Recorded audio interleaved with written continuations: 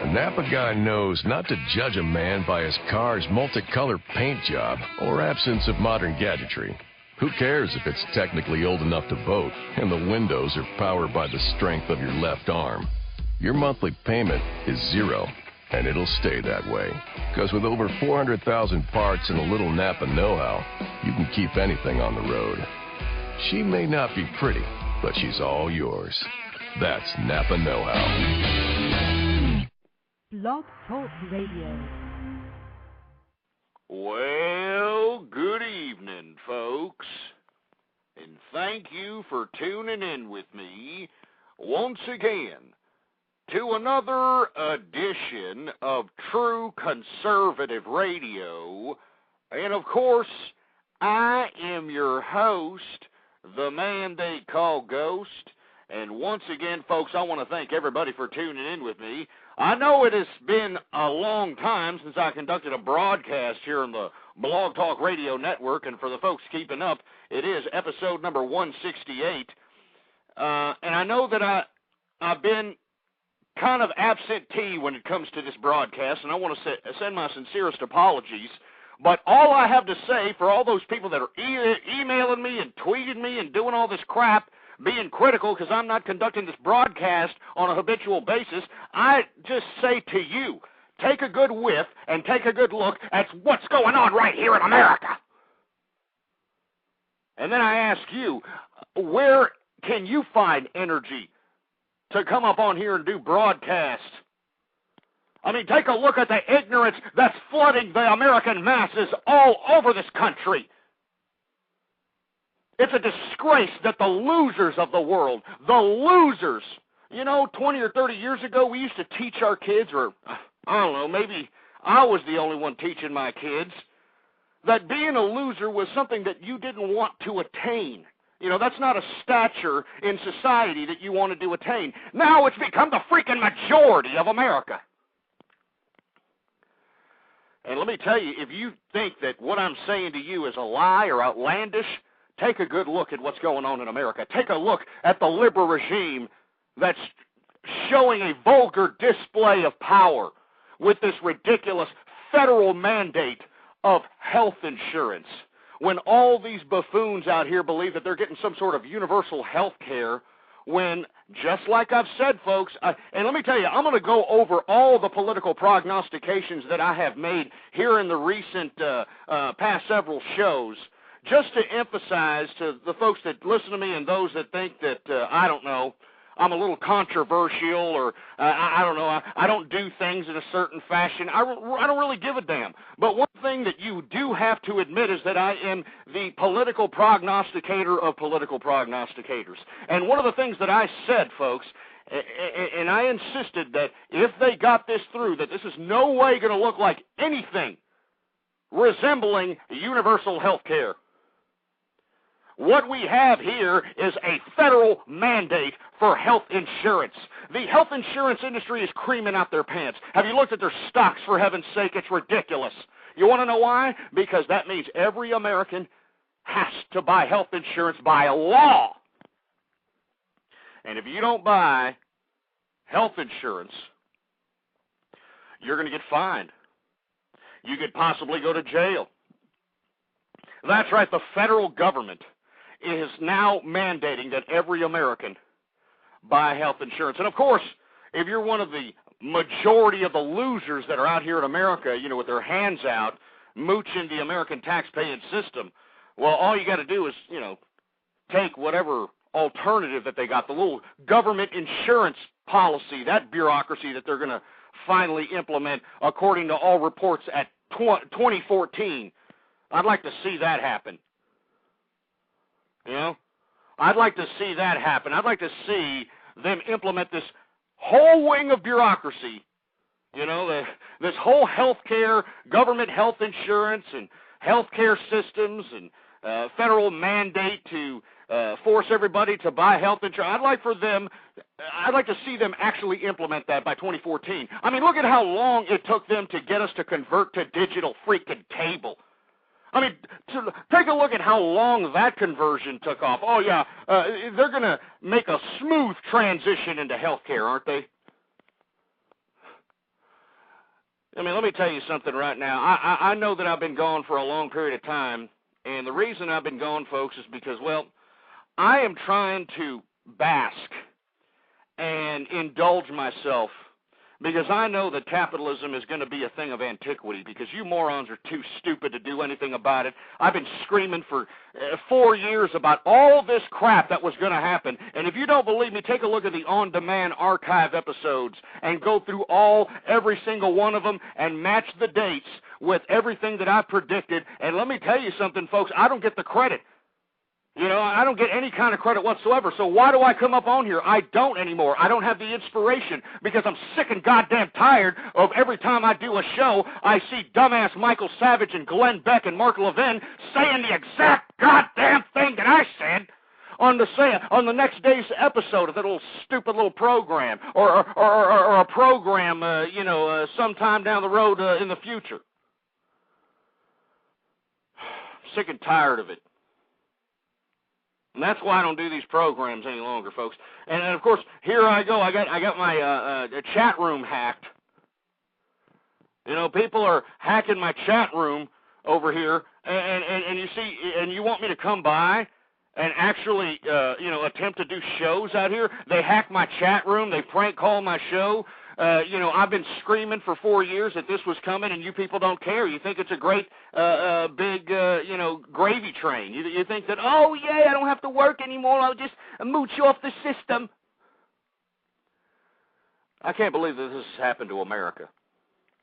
But this is why I don't do these shows that often, folks, because who the hell's listening? Nobody's listening out there. Nobody's listening. I'm honestly believing that everybody who's listening to this broadcast, whether it's live or in the archive, you idiots are playing pocket pool, looking at, pornography or trying to become victims or, are trying to become sexual predators on a Chris Hansen to catch a predator show. You people are doing something deviant and disgusting, pathetic, useless, and wasteful, instead of actually trying to absorb the material that I'm trying to convey on this broadcast, because it's important, damn it.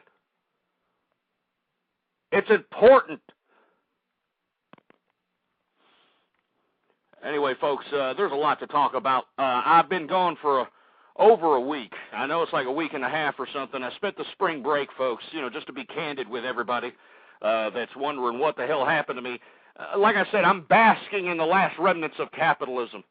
I've got a property over here down South Texas, past Corpus Christi on Padre Island, right there by the beach. Got a great condo out there, and the family and myself, we decided to go out there and spend the entire spring break out there. And you want to know why I had to go out there for a second, folks? Because I know that I'm not going to be able to go out there again. I know for a fact that people like me and hard-working individuals that are out there that are working hard, saving their cash instead of going out there being an obnoxious idiot, we're the ones that are going to be taxed to death when it comes to the health care and all these other little initiatives that they're going to shove down my throat. So I went out there on the beach. I got a piece of property out there that, of course, is one of many investments that I invest my net worth into. That's what this whole capitalist system was about until it got taken over by a bunch of, Leninist, Trotskyist commies. I'm disgusted. So I decided to go ahead and bask in it. It took everybody out. My whole family was out there. We stayed in a condo. I got a 2-bedroom condo out there. I got. I don't want to get into it, but it's just great. I mean, I literally, once you walk outside the front door, there's the beach. The shoreline is literally, I would say, 100-something feet away from the condo's front door. It's just unbelievable. That's why I bought it. All right? That's why I bought it. It's unbelievable. I'm literally going to be the first one killed if there happened to have been a tsunami at any point. So I'm that close. I'm the first one to go.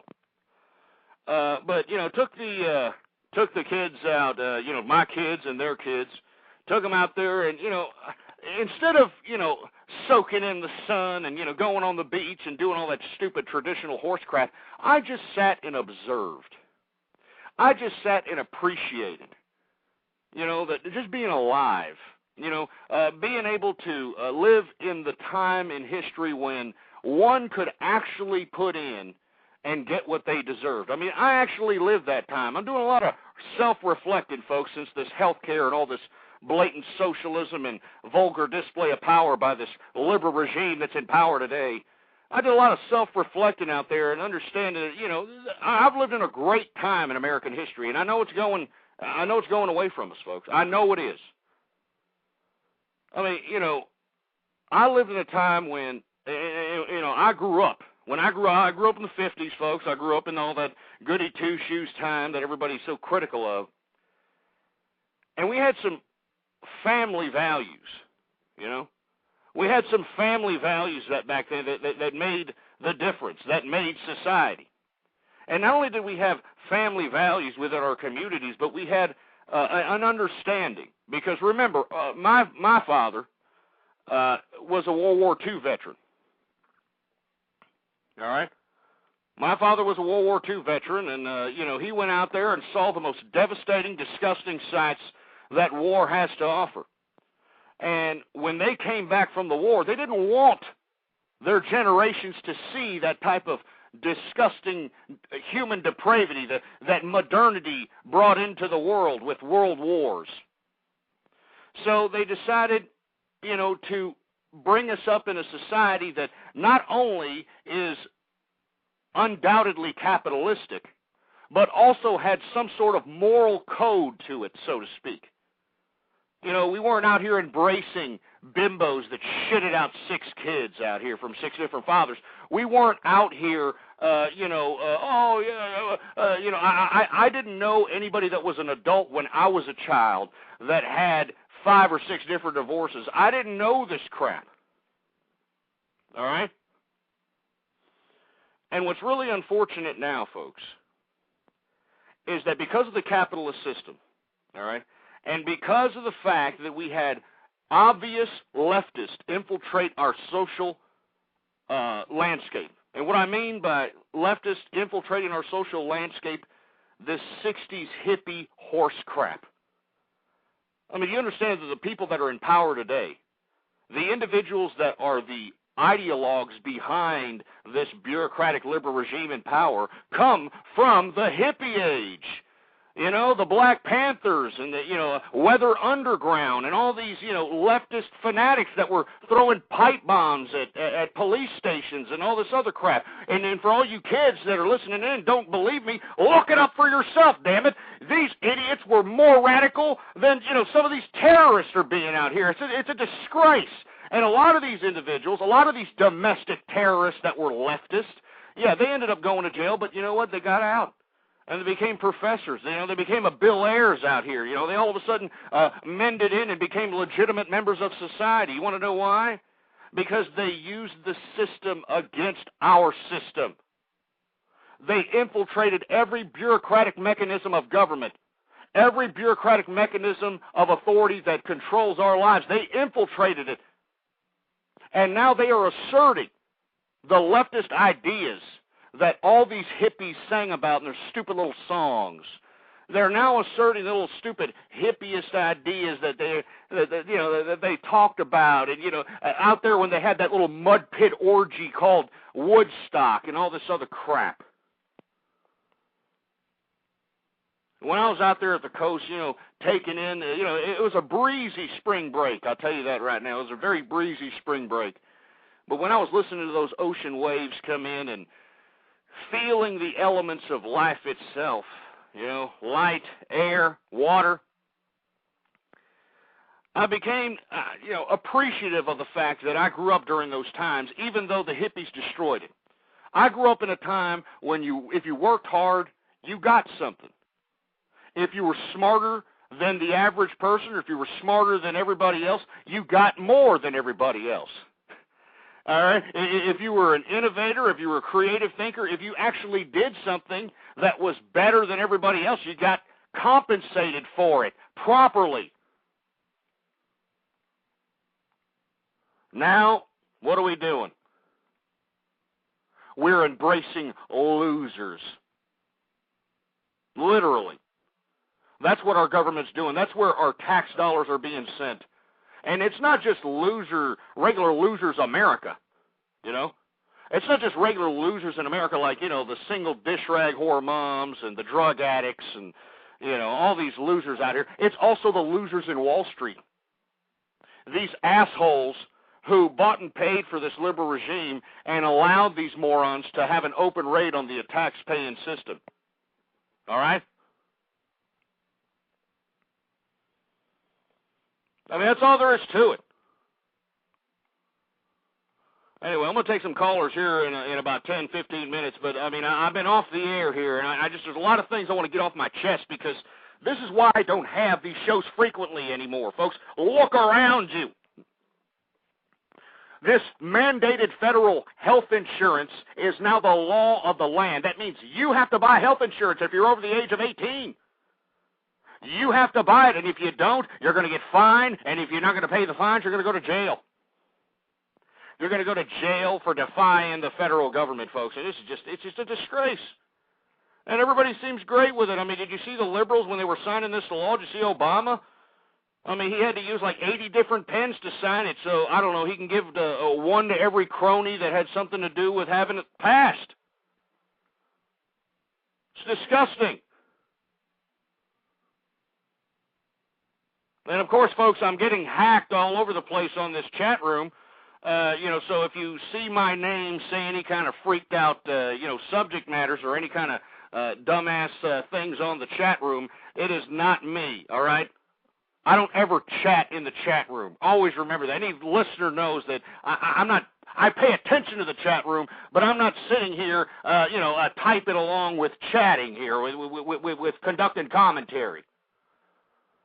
So, you know, for you hackers that are, you know, sitting here hacking my chat room, you're pissing me off, and I'm not going to take any calls unless, you know, you stop hacking.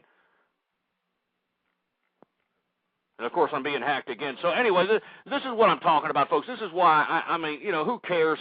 I think it's just about over. You know, I know there's a lot of listeners out there that are saying, no, it's not over, Ghost. You know, I mean, I get a lot of emails, a lot of inspirational people calling up, that sort of thing. But I think it's over, folks. I mean, you know, these people are done. Look at these people. You know, they're begging for more government handouts. I mean, what these people don't understand is what if the worker finally stops, you know, funding, you know, Wall Street bailouts and loser meal tickets? You know, what's going on here? What are we going to do? I mean, who's gonna make the crap for these wastes of human life?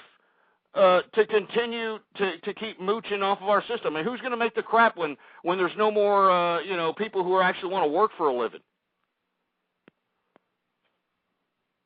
I'll tell you who, folks. The government, the bureaucrats. You know, the bureaucrats. Those are going to be the ones with the money, folks.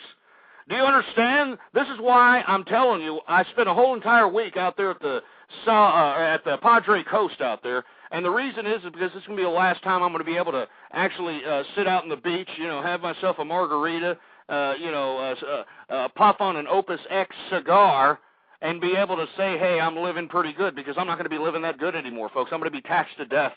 All right, I'm going to be taxed to death because I have to pay for these losers that didn't bother to live life and you know, take responsibility for their own self. Now, you know, people like myself and individuals that are just working. It doesn't matter where you work anymore, folks. I mean, it doesn't matter what you do. Just as long as you're getting paid to do it, you are a victim of these losers in America. And that's why I'm telling you, it is a loser revolution in today's America, folks. It's a loser revolution. It's a disgrace.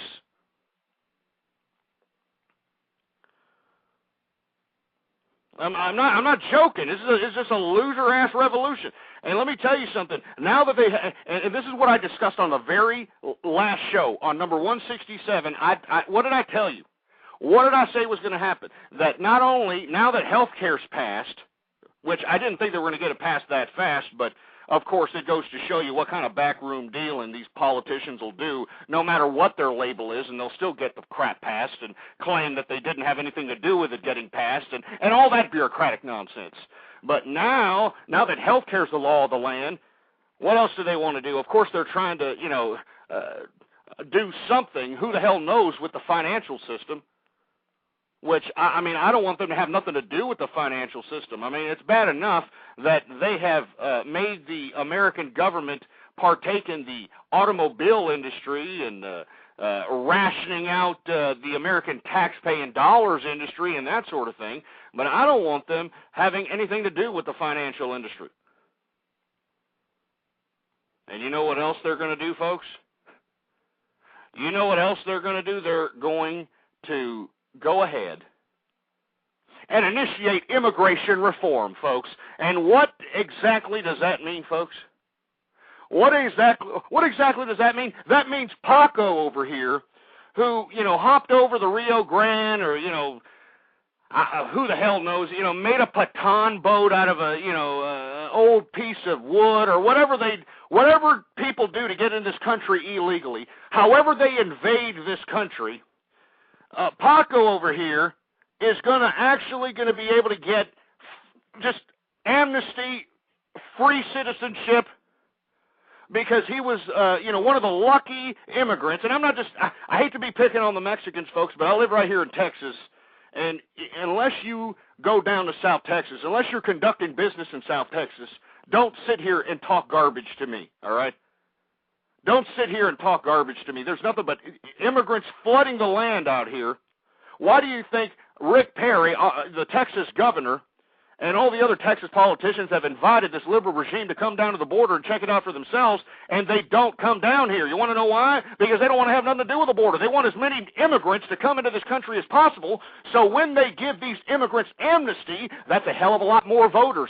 It'll be a lot more voters than any conservative voters, than any true American constitutionalist voters. That's right. Paco over here is going to be able to, you know, live large. Isn't that right, Paco? Orale, that's right, Holmes. I'm going to be living large, Holmes. I'm going to be living a lot of money, Holmes.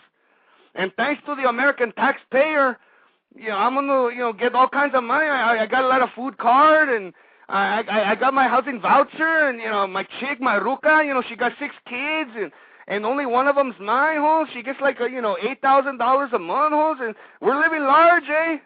And you know what? It's all because of Obama. Orale, Obama, it's because of you, Holmes. Here we go. That's right, Obama. Obama. Orale. It's Obama. Viva Obama. Viva Obama. He's going to give us everything, Holmes. He's going to give us everything, eh? Viva Obama! Viva Obama! Viva Obama!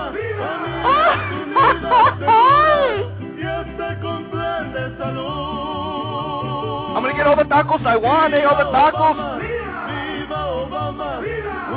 Viva Obama! Por nuestra nación. That's right, Holmes. We're getting all of it, eh? We're getting it all, Holmes. Nada importa si eres de San Antonio.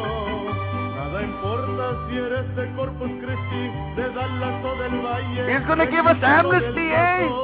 Free American citizenship, Holmes. Free American citizenship, eh?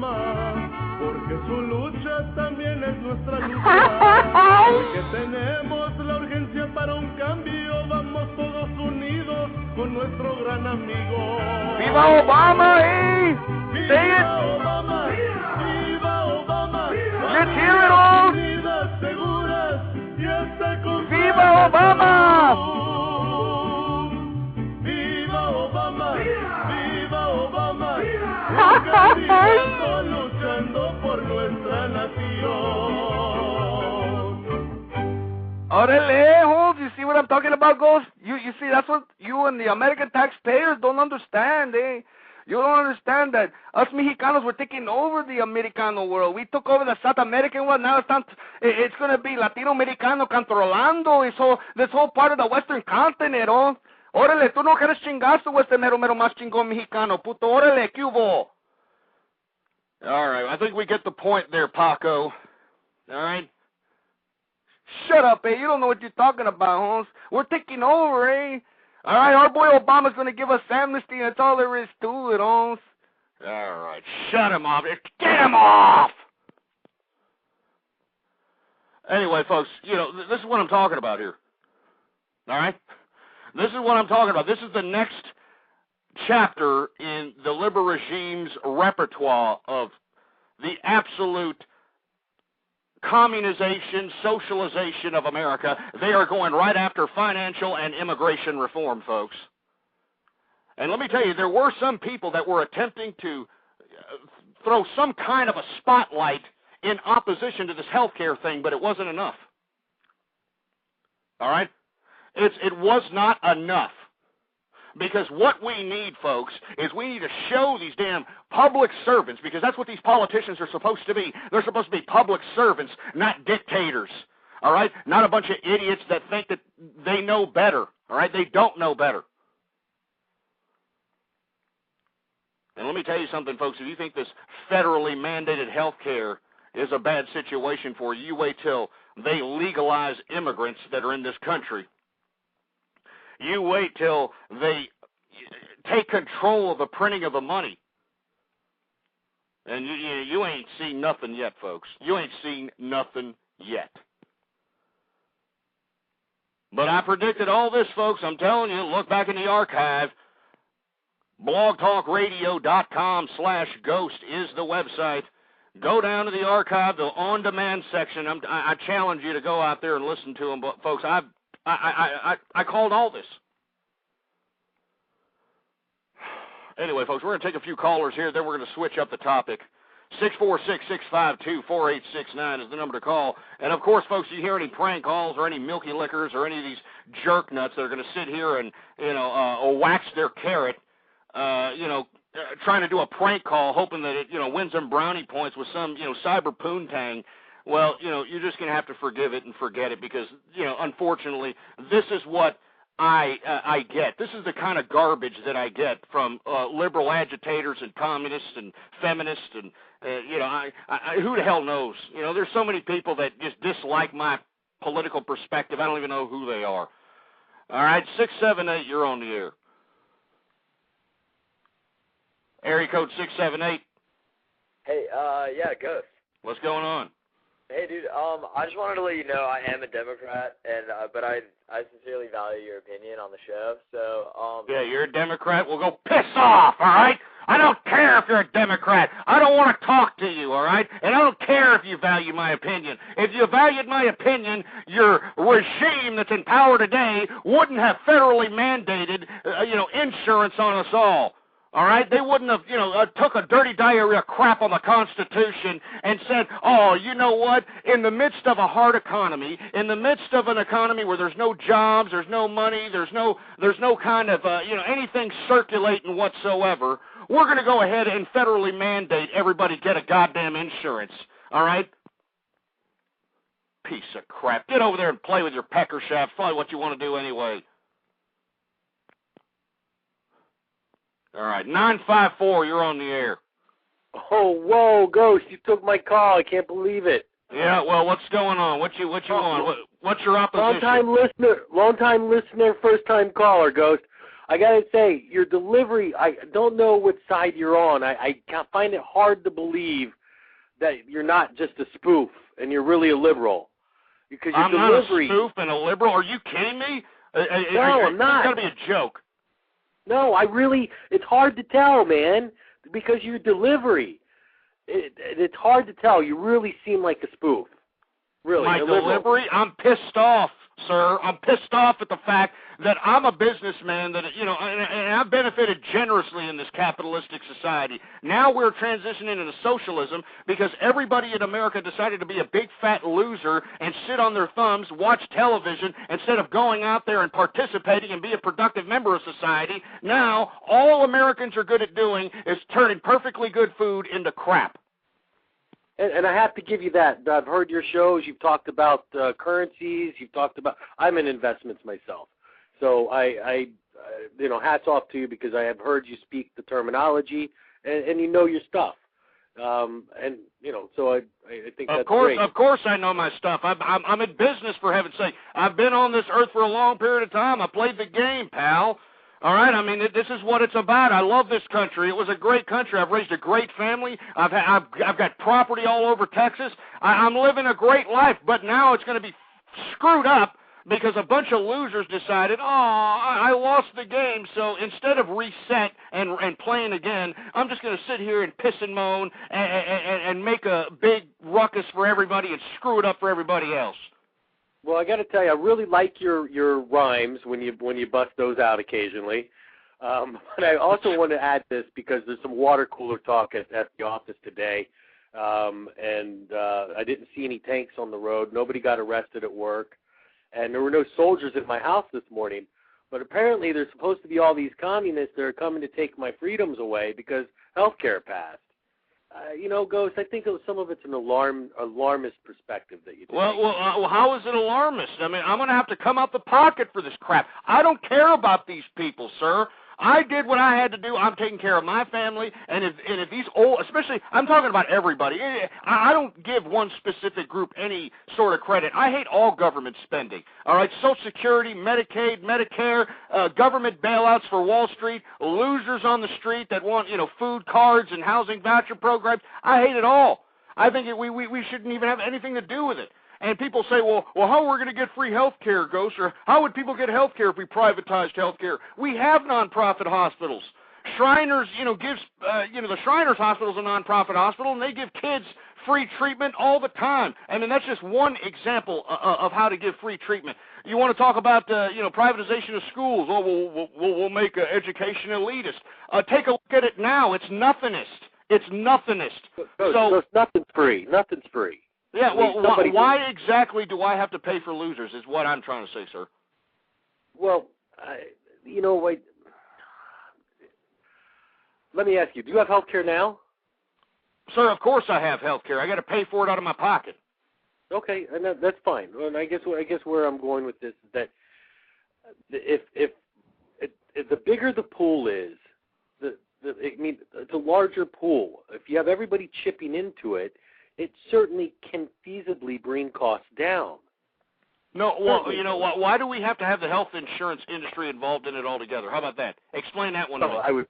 I agree with you. I mean, you said insurance companies, right? Or health, because there's a health industry and then there's insurance companies, and they're different vehicles.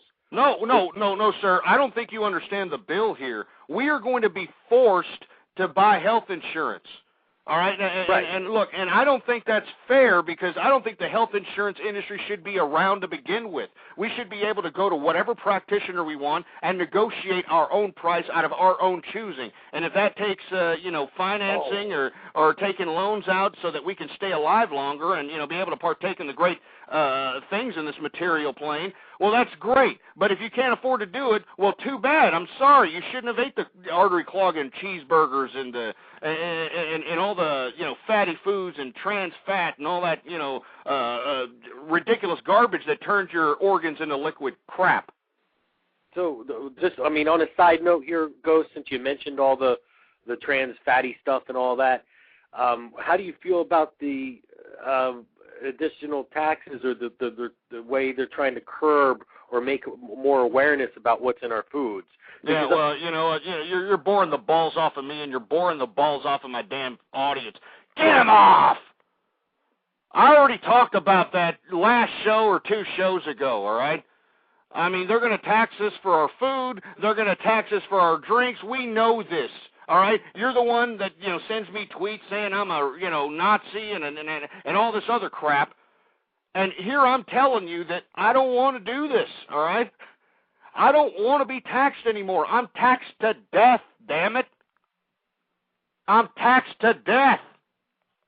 I don't want to be taxed anymore. And let me tell you, anybody who's working in America today, anybody is being taxed to death, and it's not fair. Especially the young people. I feel sorry for the young people because they're not going to have an opportunity to do what I did. I was able to work. I had to work just like them. All right? I had to work hard. I had to go out and do some crummy ass jobs. But I did what I had to do and saved my capital. I didn't go out and blow my money once I got a paycheck. I wasn't out at the bar blowing half of it on some bimbo who shows me half her skirt so I can buy her damn bar tab. I didn't do that kind of crap. I saved capital. And that's what it's all about, saving capital. And once you save capital, well, that's when the bank will start, being your friend. That's when the bank will be like, hey, you want some money? You want me to lend you some money? And that's when you take that lent money and don't go out and become some damn wannabe baller. You go out and invest. You go out and actually produce something that will make your net worth even that much more. You invest that loaned money into assets. It's disgusting, man. And I just don't understand you people. I don't understand why individuals like myself and other successful individuals, professionals, and workers, all right?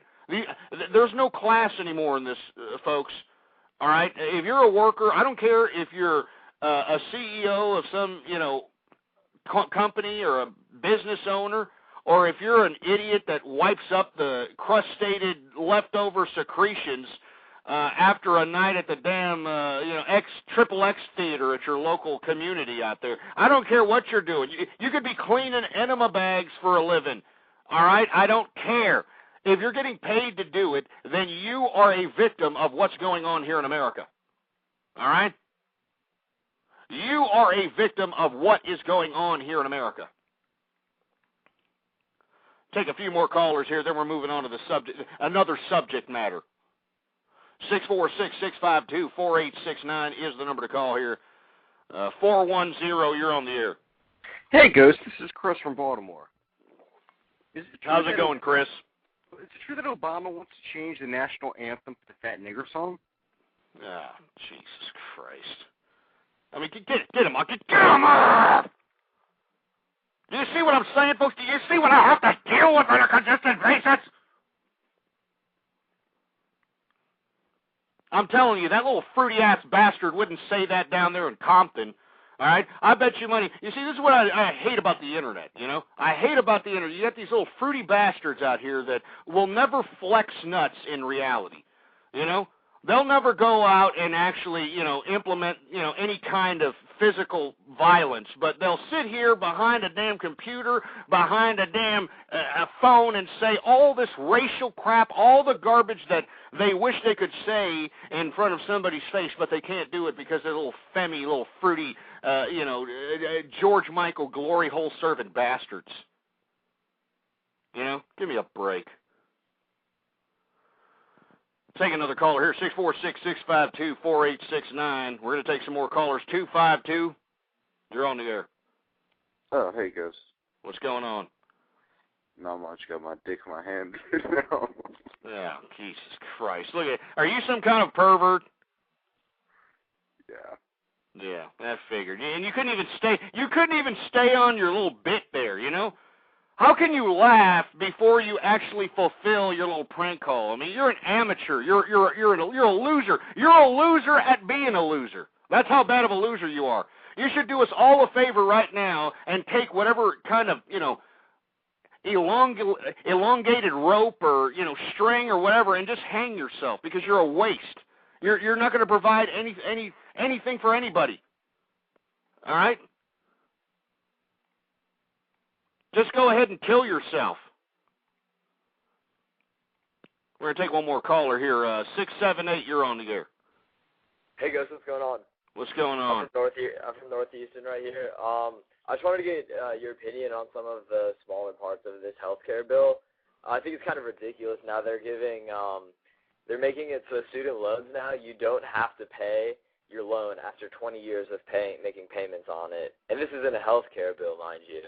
Well, I believe that provision still has to go through the Senate. If I'm not mistaken, I think those provisions still got a, I don't know, some bureaucratic parliamentary. I actually just read it in the actual bill. It's a facet of the bill. The idea supposedly is that because they won't have to pay for their education, that they'll buy the government's stupid, their socialized health care. So because they don't have to pay for education, they think that they'll funnel that money back into health care, which is ridiculous. I'm not sure why they think that saving money on education would make them want to spend it on health care. Well, also in addition to that, they're making it so that on these student loans, they're not going to let you pay more than 20% of your income back on the student loan. What do you think about that? This is horrible. I mean, don't get me wrong. I do understand this is a facet, but it's what these liberals did to pull off this health care scheme is unprecedented. And it's so confusing that I mean, I wouldn't even know. I don't even know what happened. I didn't even know what happened. 1 minute I'm going to the beach. I'm sipping Mai Tais. I'm watching the waves come in. I'm having a great time. I come home and now I'm going to be taxed to death because of all this damn healthcare horse crap. And I do know that the student loan thing is a provision where I didn't realize that they were going to wipe out completely the student loan, and they weren't going to allow anybody to pay more than 20% of their income to the student loan thing. But I think it's a disgrace. I mean, but once again, it only emphasizes what America is. I mean, what we're going through. This whole communization, socialization of our country.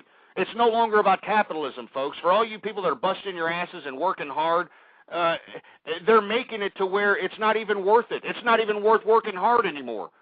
You got idiots out here that are collecting unemployment and don't even have a motivation to go out and get a job anymore because, unemployment is sufficing the sustenance. Yeah. So, I mean, I think it's a disgrace. You know what a good job is, believe it or not? Being a bathroom attendant. That's what a good job is in America today because, first of all, it's all cash. All right, so you get to keep your capital, and secondly, I'm not even going to go there, but you catch my drift, all right. But somebody like myself, who's got a vested interest in the financial industry here, I mean, I can't do that, my life's an open book out here. And I gotta pay these stupid ass taxes so that losers can benefit off of my hard work, and I don't like it. I think it's a disgrace. It makes me want to throw up nasty chicken grease and corn oil and cream of wheat with like 5-day-old cereal and stomach plasma. It's a disgrace. Anyway, switching topics here because the health care and all the reforms and all the crap that this damn liberal regime is trying to shove down our hole. It's just an unbelievable disgrace. And I want to thank that caller for bringing up to my attention and to our attention that this provision is I believe, a for sure thing in the bill. I know it was a provision, but what these liberals did to get this passed is unprecedented. So who the hell knows what's going on? I don't even know what's going on, and that's the point, folks. That's what they want. They want it so complicated that you don't know what's going on, so you can depend on them to tell you what's going on. Anyway, switching topics here, I want to talk a little bit about this new little offshoot from the teabag party. I know I've been very critical about the teabag party. As a matter of fact, once I started talking about these teabaggers and how ridiculous they really are, all of a sudden, a lot of the conservatives or so-called conservatives gave me a little flack. They started emailing me and saying, "Oh, Ghost, how can you talk that way about the teabaggers? I mean, they're for liberty. They're for freedom." Are you kidding me? I mean, during the time when, at the very beginning of this whole healthcare debate, when all these liberals were going to their little constituencies and having these damn town hall meetings, who was there to make a complete ass out of the right wing of the political spectrum in America? Who was there? Well, none other than the teabags.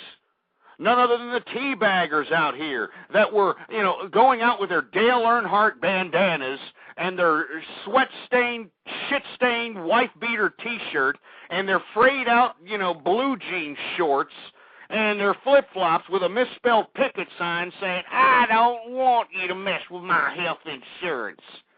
I don't like it. I don't want anything to do with it." That was the opposition to this health care system. I want to keep my overpriced health insurance. And then we wonder how this damn thing got passed. I mean, there was no opposition. The only true opposition to this health care system, not to be some, conceited bastard, but was right here on True Conservative Radio. And what is the alternative? Take the insurance companies out. Well, there were some people that decided that they didn't want to be teabaggers anymore. That's right. They decided, we don't like the teabaggers and how, most of them are, straight out of the trailers and, 3-2 chaw chewing, cheese whiz guzzling, Tim McGraw listening pieces of garbage. And, they decided, we don't want to be a part of the teabagger affiliation here. We're going to make our own party. All right? We're going to make our own party. And what did they do? They decided to make something in opposition to the Tea Party. So what did they do? They made the Coffee Party. Isn't that great, folks?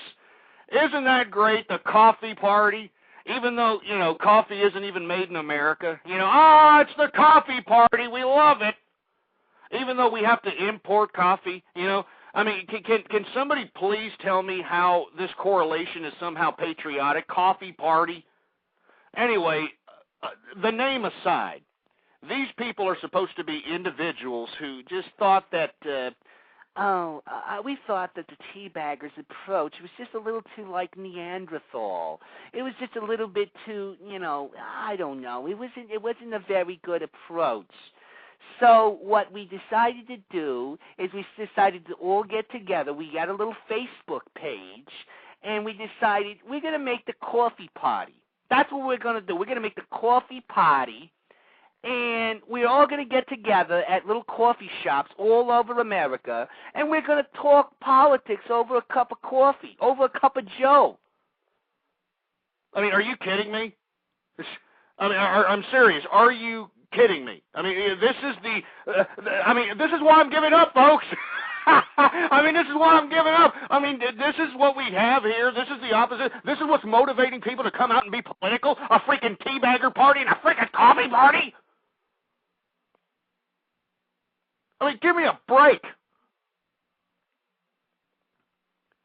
And let me tell you, I've already heard interviews with these coffee party bastards, all right? And with all due respect to the coffee party people, I know they're just innocent idiots that, just really came alive politically because of all the turmoil that we've been witnessing in our American political system.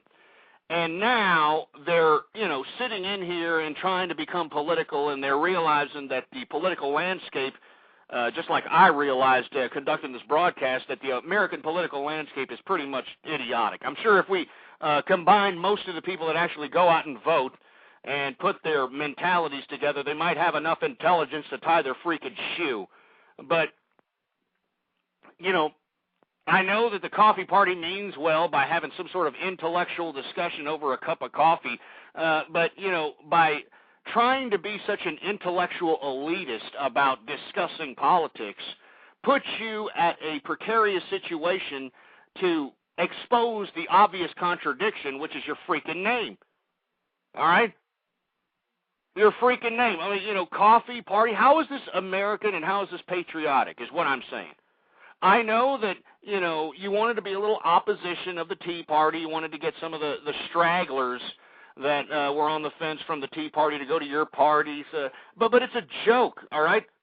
This is not about tea. This is not about coffee. This is about America, and this is about the destruction of our great capitalist system. That's what it's about, you morons. That's what it's about. It's about the dilution of the American idea. It's no wonder why these damn liberals want to give all these damn immigrants amnesty, because they want those future voters in their pocket, folks. They don't want any opposition, all right? They don't want any opposition here. And this coffee party, it just underscores the American ignorance of politics. And you see, this is what the liberals are trying to do to us. They're trying to make us null and void when it comes to the Constitution. Because you idiots don't understand that the only reason that we have those unalienable rights that were given to us by our forefathers, the only reason that we have the Constitution is because there is an obligation when we accept the Constitution. And that obligation is to conduct yourselves in this government, and everybody, that means every citizen needs to conduct themselves as a person and as a country that was made for the people and by the people. But everybody fell asleep at the wheel. Everybody decided that they just wanted to go out and become materialistic gluttons and not worry about voting and just going out and, I don't know what the hell they decided to do. But as a result, now we have a bunch of bureaucratic ideologues that have taken control of our country and are changing it, in a European Fabian socialist style fashion. And coffee, tea parties, these are ridiculous oppositions and only underscore the American ignorance that has plagued this nation here for the past 20 to 30 years. It just underscores how ignorant American people really are. Give me a freaking break. Oh, the coffee party. Oh, the coffee tea party. Oh, great. What the hell's next? The beer party? Why don't we just start the beer party, huh? How about that? How about, the oatmeal party? How about, the cheese and cracker party? It's stupid. Utterly pathetic. But, this is America, right? We're just supposed to accept this crap? Huh? Is that that's what political correctness is supposed to, entail. It's supposed to entail us just accepting all the ignorant pieces of crap, and that's all there is to it. We just got to accept it. 646-652-4869. I want to hear what you have to say about the new coffee party. A bunch of, in my opinion, a bunch of, fruity-ass bastards getting together over a cup of coffee, thinking they're talking about politics, when all they're doing is making some Colombian farmer down there in Colombia rich as hell. 646-652-4869 is the number to call here. 253, you're on the air. Yeah, Ghost, this is Critic. Long time no talk. Hey, how's it going, Critic? Yeah, long time no talk is right. Yeah, well, it's been tiring. You're usually up past my bedtime lately, but I had a little extra time tonight. Well, we appreciate you calling in. What you got to say, man? Well, of course, we all know the news about this so-called Obamacare thing. Oh, I'm heartbroken that this is even able to pass in America, and in the conniving, disgusting way in which they brought it about as law. Well, this is all brought about by the banks and the insurance companies. They wrote this legislation. They bragged about doing it in the Wall Street Journal and all of this stuff. And, of course, the talking point on the so-called left was that the insurance companies didn't want this. The so-called talking point on the right was that insurance companies were good, that this was going to destroy them. So they were both in cahoots with each other about this whole thing. And that's the switch and blade. They tried to pass this thing. They tried to do a demon pass thing where they weren't actually going to just vote on the bill. They were just going to vote on the whether or not that they agreed with some of the changes or not. And then they decided not to do that when people were outraged about what was going on. So then they twisted enough arms and got all the votes that they needed. This whole thing is illegal, and this thing about, this reconciliation was going through the Senate. That's illegal anyway. You can't change a bill once it's been signed into law after the fact. This is a bunch of garbage. There's a lot of things about this that's a bunch of garbage. The federal government superseding the states' rights here.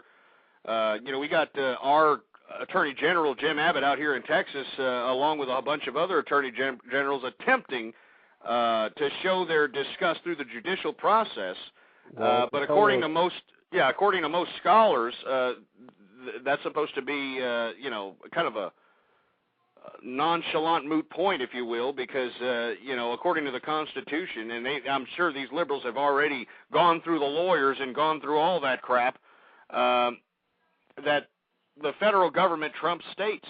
According to the Constitution. That's a bunch of bull. First of all, they try to say it's only 12 of them. It's more like 38 the last time that I checked that were filing these lawsuits. First of all, the federal government law does not trump the state law. Give you an example of that. I'm sure you remember back in 1973 when this was enacted, the double nickels law, or its trucker slang was what they used to refer to as the national speed limit, the 55-mile-an-hour thing. Yeah, I believe I vaguely remember that. Yeah, and they repealed that back, I believe it was sometime in the mid-'80s. I think it might have been around 1986 or 1987, where they said that every state had to apply with that or they would lose their highway funding, and that was deemed unconstitutional because they could not tell states what their maximum speed limit is.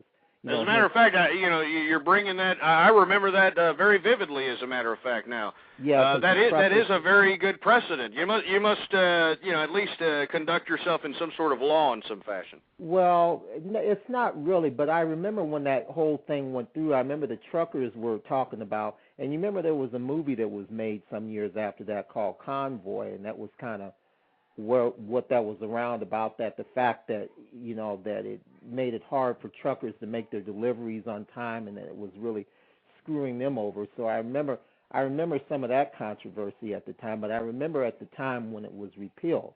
I mean, that's one instance of it. Or if you look at the fact that a lot of the states have higher minimum wages than the federal ones, or states set their own age limits for when somebody can get married or driver's license and all of that kind of stuff.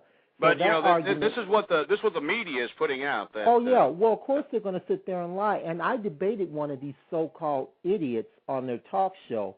He's an Ed Schultz clone, as a matter of fact. Sometimes he subs in for him and he calls himself a legal analyst. I call into his show. He was popping off about that the federal government had a lot of power under the so-called Commerce Clause to mandate people to buy insurance, and that federal law trumps state law. So I called this idiot up, and I said, well, first thing I said to him, I don't know where the hell you got your law degree from. Maybe it was from Clown University or something, but remind me to never to retain you as an attorney. And then I said to him, okay, you're spouting out all about the Commerce Clause that the federal government has the right to do this. Okay, name to me one precedent in the past 200-plus something years whether the government has done this before. He goes off in this song and dance and names 3 cases. One of them had something to do about marijuana, about them regulating, what they can manufacture. And I said, look, Norm, excuse me, what you're doing is giving me a lot of double talk. I asked you very specifically because regulating commerce is one thing, but what we're talking about is mandates. I asked you to give me a case. He said, well, I can't give you one. What do you want me to do, manufacture one and pretend like and make like I'm a Republican? No, I would like for you to give me an honest answer. As a matter of fact, that marijuana ruling that he's claiming that that's supposed to give this precedent is you're exactly right. It was a Supreme Court ruling that justified the illegal manufacturing of marijuana on a national basis because of the interstate commerce little laws there, the interstate commerce thing. Yeah, you're exactly right. And you could argue with that, but my point was mandating, not whether or not they're going to regulate, which are two different things. Absolutely right. You're absolutely right. He couldn't name anything about, and then I didn't get a chance to get to my second one. Of course, he hung up on me because I made him look like a fool on that first one, Mr. Legal Analyst. Like I said, I don't know where the hell he went to law school from. But, and this is basically, you can tear these so-called arguments down. So the new talking point now is, just tell everybody to just stand down and, not do anything and just roll over and accept slavery and tyranny and being treated like a pimp and a bitch and all that and being smacked around. No, I don't find Nazism to be very funny. Now, I think suing at the state level, the Attorney General's level, is just the beginning. But a lot of these states are going to have to nullify it, and they have the power in the Constitution to do it at the state level, because they cannot use a commerce clause to force anyone, to mandate anyone to buy insurance. That's illegal and it's unconstitutional. And you know what? I'm really glad that you brought that up there, Critic, because, you're already laying some foundation work for folks out here that, are attempting to be in opposition of this particular federal mandate of health insurance. And you're exactly right. Mandate and controlling commerce are two different things under the legal justifications of both of those definitions. And, but like we were alluding to earlier, the media is putting it out as if the federal government trumps state laws, and that, all these states that are going out here, especially my state here in Texas, Jim Abbott, our Attorney General, is going out there and trying to file something to kind of overrule this federal mandate. And let me tell you, we out here in Texas, we don't take too well to federal people any longer. We don't like the federal government because, look at what they're doing to us. We're a free conservative state out here. All right, we're a free conservative state that understands that we don't need the government to give us everything. We don't need the government to sit here and pussy pamper us. All right, we believe in less taxes. Let me tell you something else about Texas, folks. Texas has got the top 5 real estate markets in the country. All right? We got the top 5 real estate markets in the country. My real estate property has gone up. It's appreciated. While everybody in the country, their housing has gone, kaput. Their $1 million house has gone down to about $200,000. My properties that are out here in Texas have gone up. They've gone up, folks. You want to know why? Because let me tell you, it's good to do business out here in Texas. And what I don't appreciate is you got all these damn carpetbaggers coming in from all over the country. I mean, I'm watching plates from everywhere.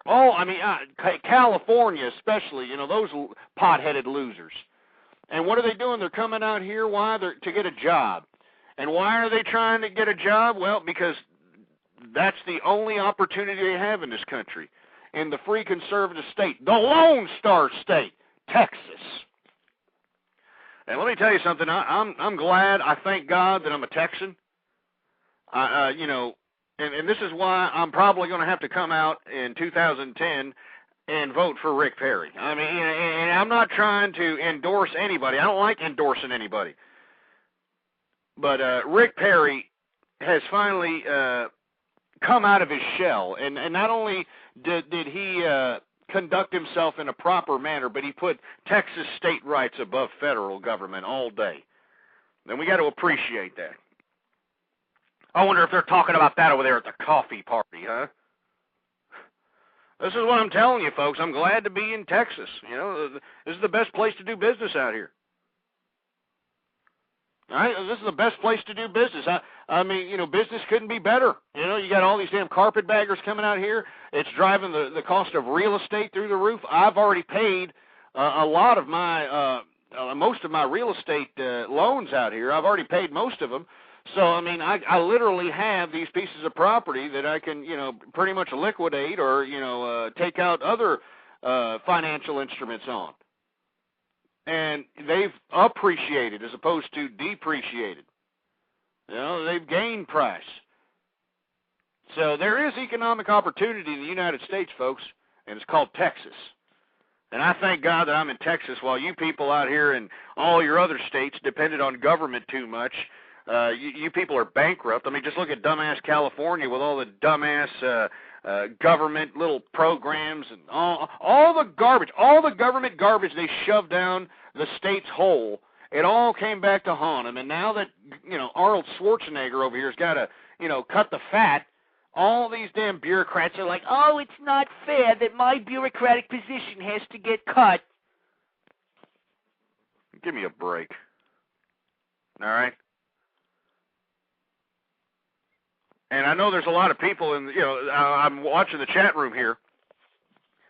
And, of course, I'm being hacked, of course. So if you happen to see any disgusting, filthy crap coming off my name, it's not me. It's a damn hacker attempting to think that he's, cool and whatnot. And, he's not. All right? You're just some red-headed, four-eyed, freckle-faced, beaten stepchild that's never going to get a significant other because this is all you know how to do. This is what you put your energy into, hacking little chat rooms and prank calling, conservative radio shows. That's what you put your energy to instead of, maybe calming your ass down, going to a social arena, and maybe getting yourself a piece or two. But you can't do that because you're that damn stupid. I wouldn't be surprised if the person that's hacking me is servicing glory holes. Good Lord. 646-652-4869. We're talking about Texas politics. We're talking about the coffee party. And, of course, earlier in the program we were talking a little bit about health care. We're going to take some more callers here. 646-652-4869 is the number to call. 774, you're on the air. Get out of here, you idiot. 850, you're on the air. Hello? Hello? What's going on? Hey, yeah, I just wanted to talk to you, Ghost, a little bit. I'm a little pissed off, too, about everything going on. I don't know. I've been listening to you a little bit talking about the coffee party and these sons of bitches, this little teabag, and I'm familiar with teabag. Yeah, you sound like an ignorant piece of garbage, all right? Go chew on some chaw and guzzle down some cheese whiz and move out of that damn single wide, just stumbling over the tongue-having garbage, all right? If you got something to say, go ahead and say it. Don't sit here and say, oh, like some scared little fruit bowl, all right? Sound off like you got a pair. 917, you're on the air. Hey, Ghost, I'm from Texas, and you have nice lips. Yeah, shut your fruity ass up, all right? See, this is the defense mechanism of these fruity asses, right? They call up, and now they're going to act gay. They're going to act like they're some homosexual because that's the big defense mechanism of these liberals, huh? Once you make them look lower than Roseanne Barr chasing after a greasy cheeseburger with her hands tied behind her back during the Tom Arnold days, these idiots resort to the old gay defense mechanism, That's a defense mechanism now in today's America, folks, acting like a gay idiot and saying, oh, I'm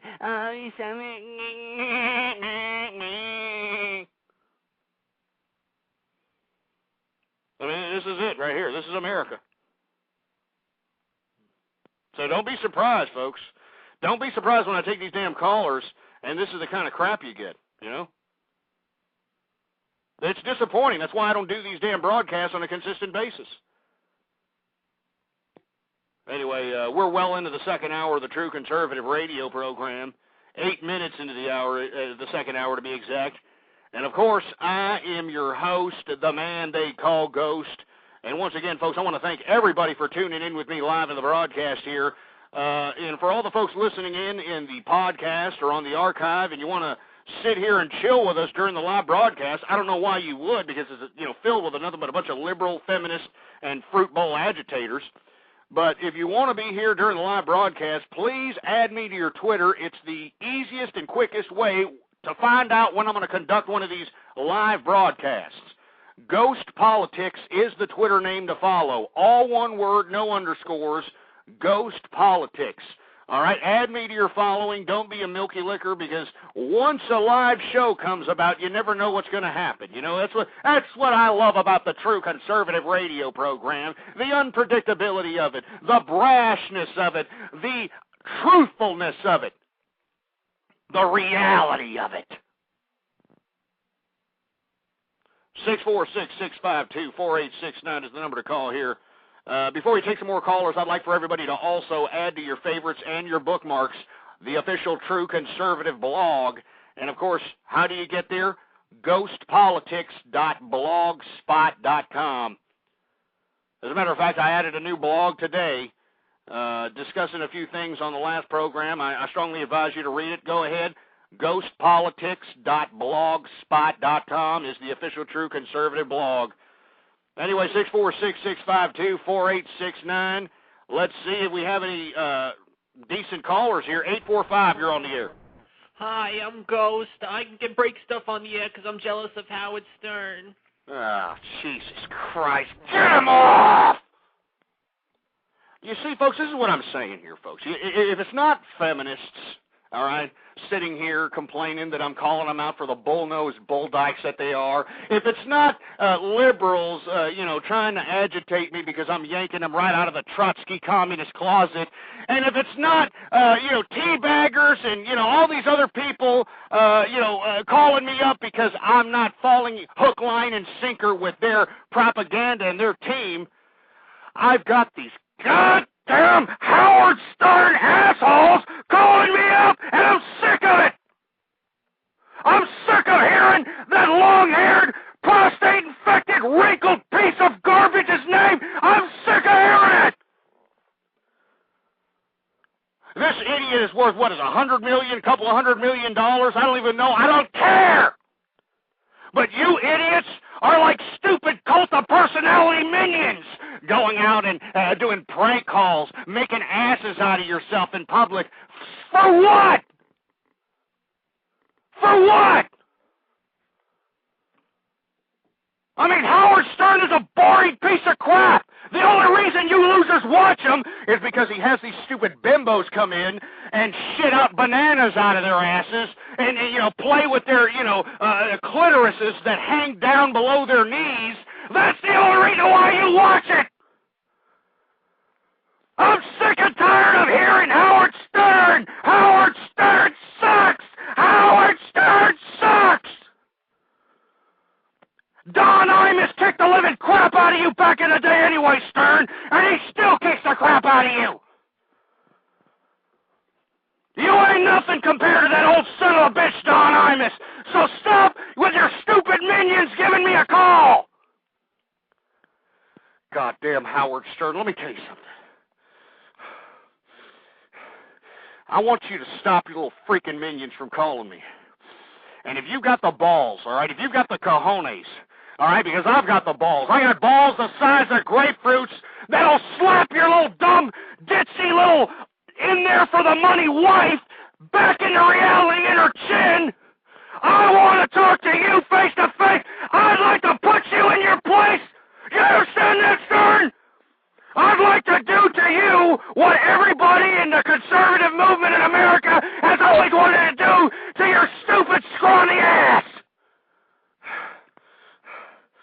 You piece of crap. Let me tell you something. I just wish, I could just wish, God damn, if this was Howard Stern's face for all the stupid depravity that he spread around America, for all the sexual deviant suggestions that he spread through the minds of the losers of America. If this was his face, God damn.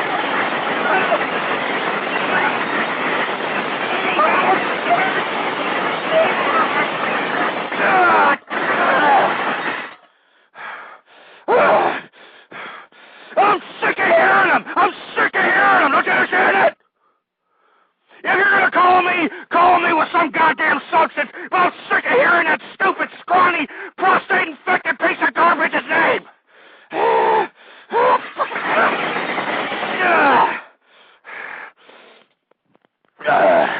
I better calm down, folks, but let me tell you something. I'm getting angry. This is why I don't do these broadcasts on a consistent basis anymore. This is why I don't do these broadcasts on a consistent basis anymore. This is why I don't do these broadcasts on a consistent basis anymore. Because this goddamn crap, I'm sick of it. And I can't believe that this is what's happened to America. I can't believe that this is what's happened to this country. I can't believe it.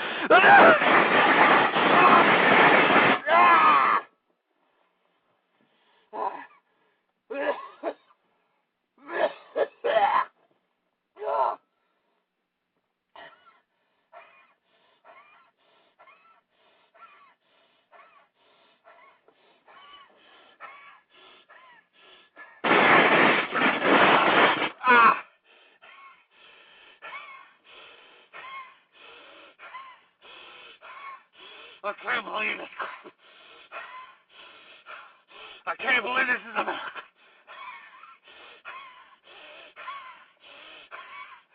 I can't believe this. I mean, Howard Stern. I mean, are you kidding me, Howard Stern?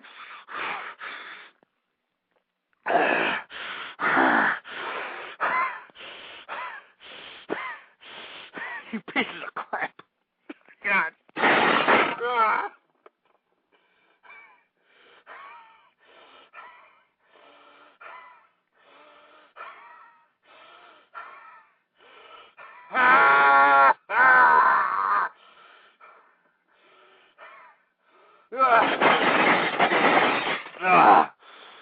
Folks, I better calm down.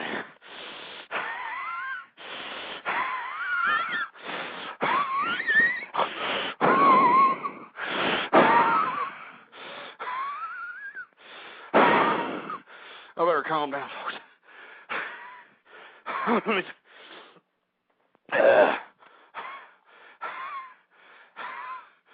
Let me calm down here, folks. I'm sorry. I'm sorry, folks. Let me take a drink. Let me take a drink. I'm sorry, folks. I just get so damn angry, folks. I get so damn angry because I can't believe that this is what's happened to America. I can't believe that this is what's happened to this great country that gave me so much. This is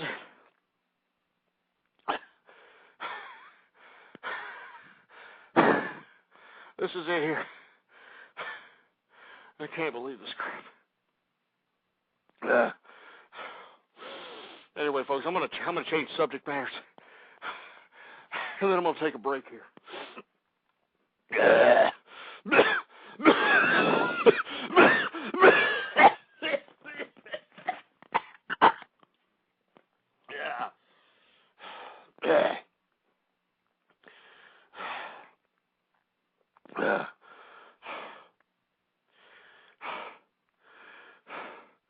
Anyway, folks, I'm going to talk a little bit about, not to get on another subject matter, but I'm going to talk a little bit about infidelity and the Down Low Brothers and Hollywood's influence on us all. Now, I know I've talked a lot Hollywood, all right? I've talked about Hollywood for a long period of time and how it has the power of suggestion over all of us, folks. And we already know its influence on our infidelity. All right, I mean, look at what America has turned itself into. Look at what America has done to itself. I mean, we're all immoral. I mean, we're all philanderous. We're all sexual deviants. And it's because of Hollywood and Hollywood's influence.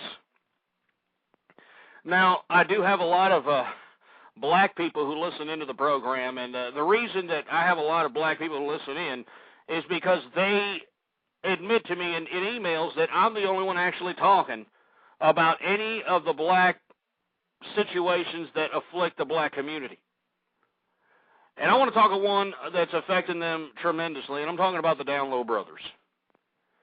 Now, for you folks that aren't familiar with what Down Low Brothers are, it's a concept where supposedly straight, heterosexual black men are, I don't know, giving each other, sexual gratification. And how, I don't know how this is not gay or homosexual or anything, but this is what Down Low Brothers are. This is it, all right?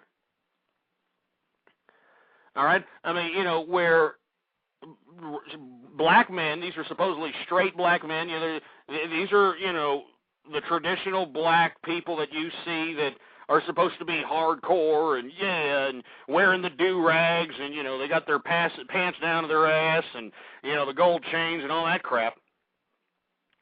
Believe it or not, this Down Low Brother situation is rather prevalent. And it's such a serious situation that it's affecting the black community in a horrific negative fashion. I mean, they have a horrific rise in sexually transmitted diseases. And they also have a tremendous, increase in HIV infections. Now, what I'd like to discuss is why this has become such an epidemic. Why are black men becoming Down Low Brothers? Why are they going out and, toe tapping or, I don't know, going in, I don't know what these people are doing, but apparently, all the weirdo activity, glory holes and all that, that's what the Down Low Brothers are doing. And not only that, I mean, it's like, I don't understand it, but they're supposedly straight, right? Well, let's talk about what this means and how this came about. Now, remember back in the early 90s when all this NWA and all this Chronic album, Dr. Dre horse crap came around? Well, I believe that this is where you can pinpoint the beginning of where the Down Low Brother syndrome began to run its evolutionary course in our society.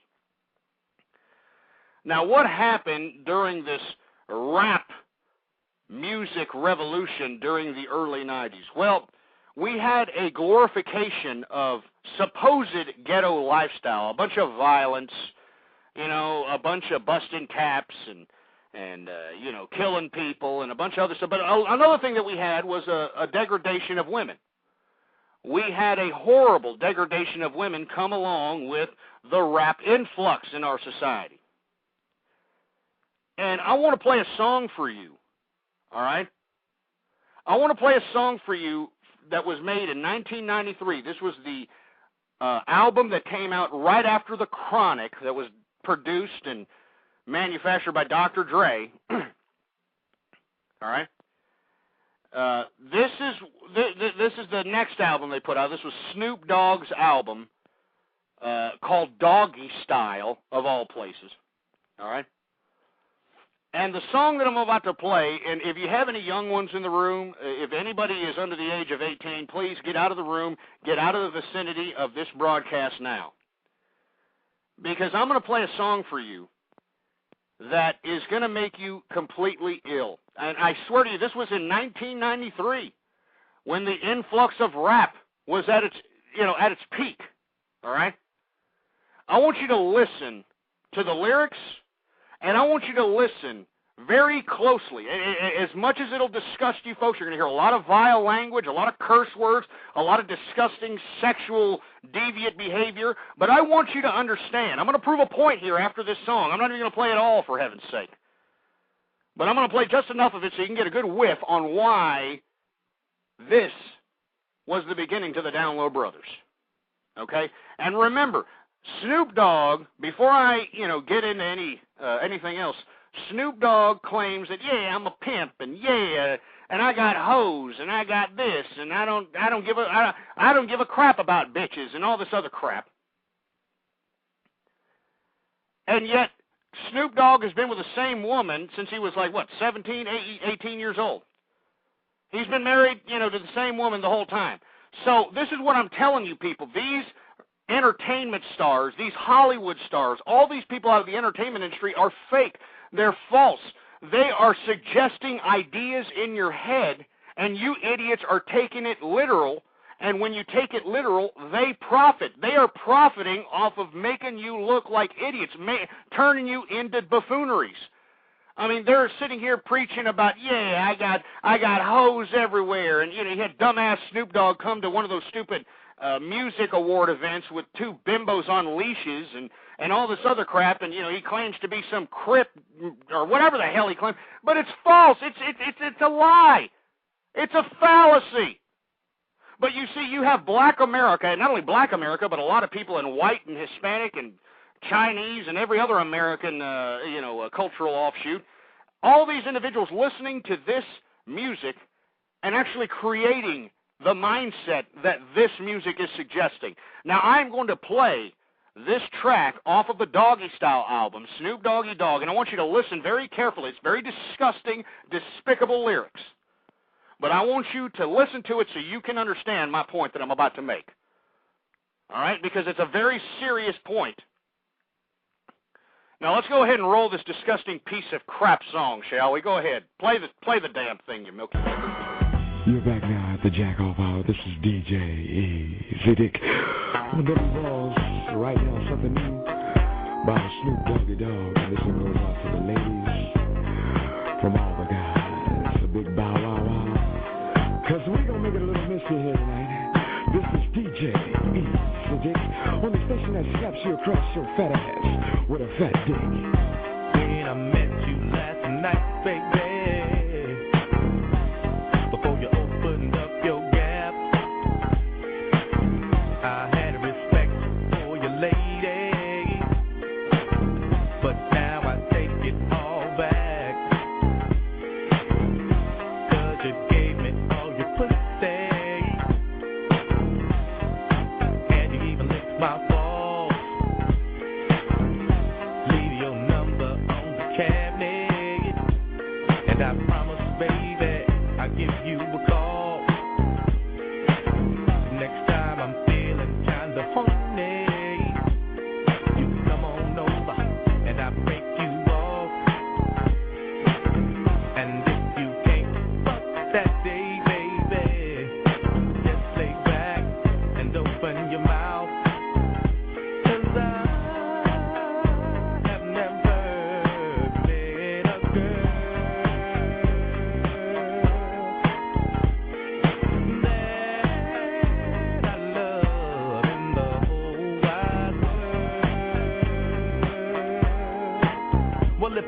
gave a fuck about a bitch, I'd always be broke. I never have no motherfucking endo to smoke. I get sloped and loony. Bitch, you can't do me. Do we look like BBD? You hoochie groupie. I have no love for hoes. That's something that I learned in the pound. So how the fuck am I supposed to pay this hoe? Just the latest hoe. I know the pussy's mine. I'ma fuck a couple more times and then I'm through with it. There's nothing else to do with it. Pass it to the homie, now you hit it. Cause she ain't nothing but a bitch to me. And y'all know that bitches ain't shit to me. I give a fuck. Why don't y'all pay attention? Approach her with a different proposition. I'm corrupt, ho. You'll never be my only one. Trick ass bitch.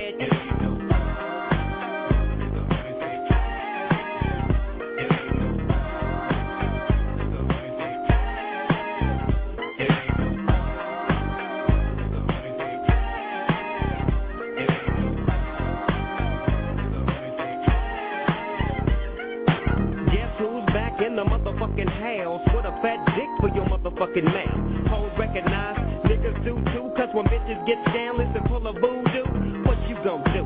You really don't know, so I'd advise you not to trust that hoe.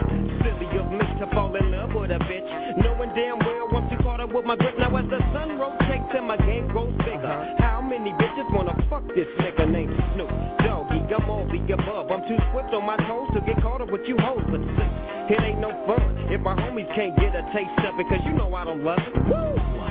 Hey, now you know, inhale, exhale with my flow. 1 for the money, 2 for the bitches, 3 to get ready. I've had about enough of this, man. Turn it off. Shut it off!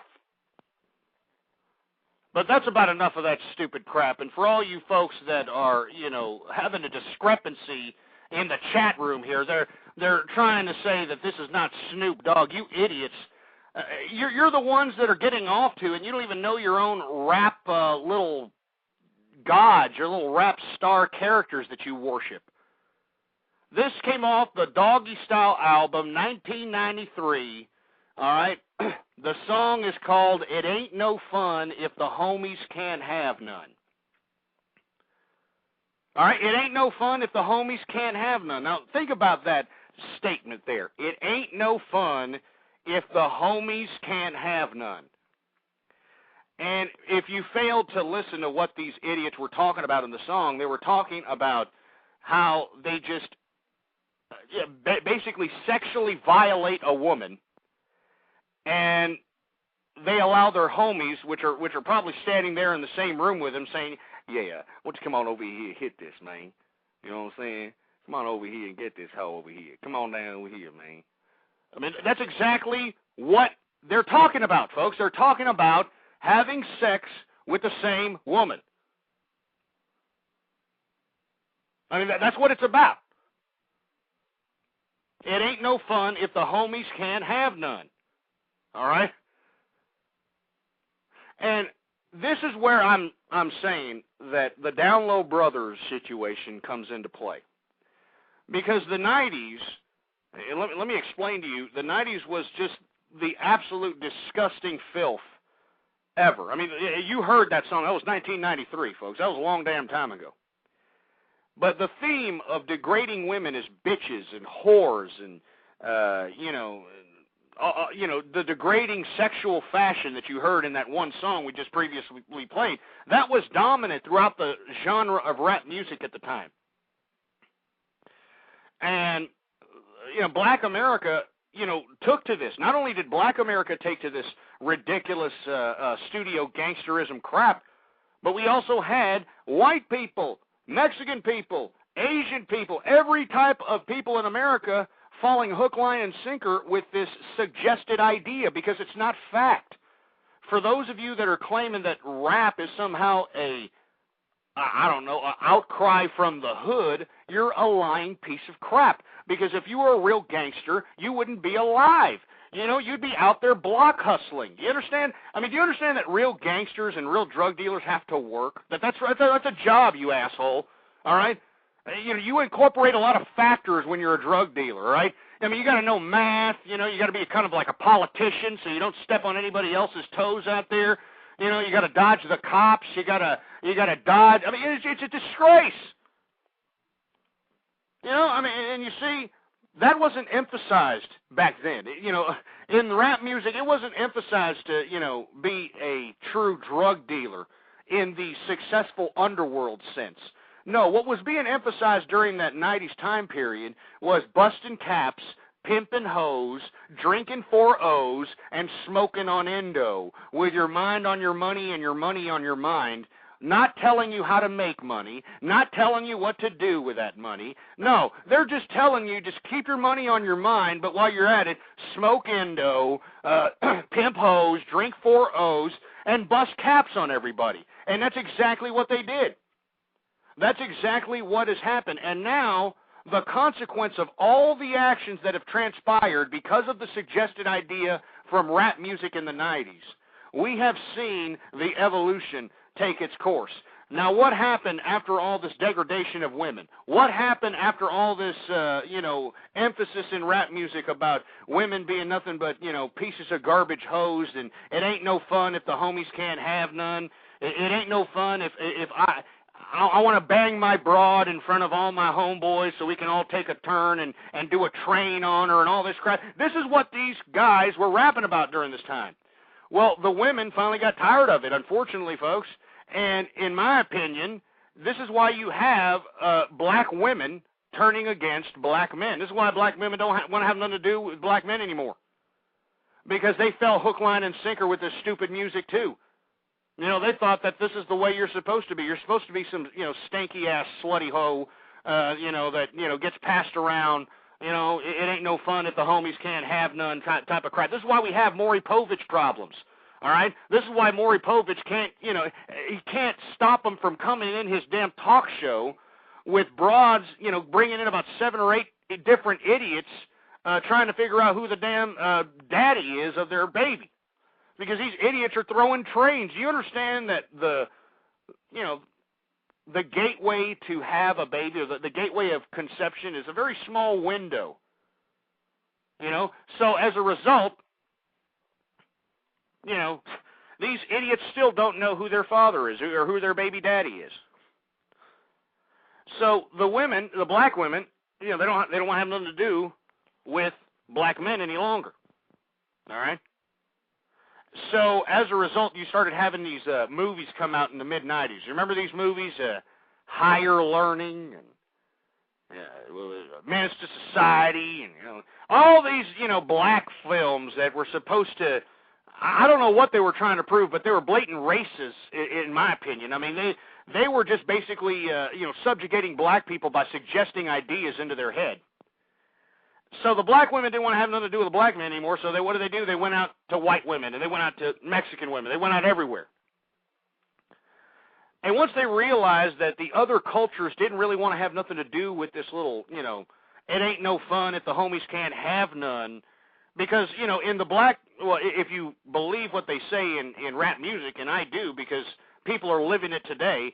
And believe it or not, that song you just heard, people are actually, they're living it. They believe it. They believe that it ain't no fun if the homies can't have none. It ain't, bitches ain't crap, money over bitches, bros before hoes, all those terminologies.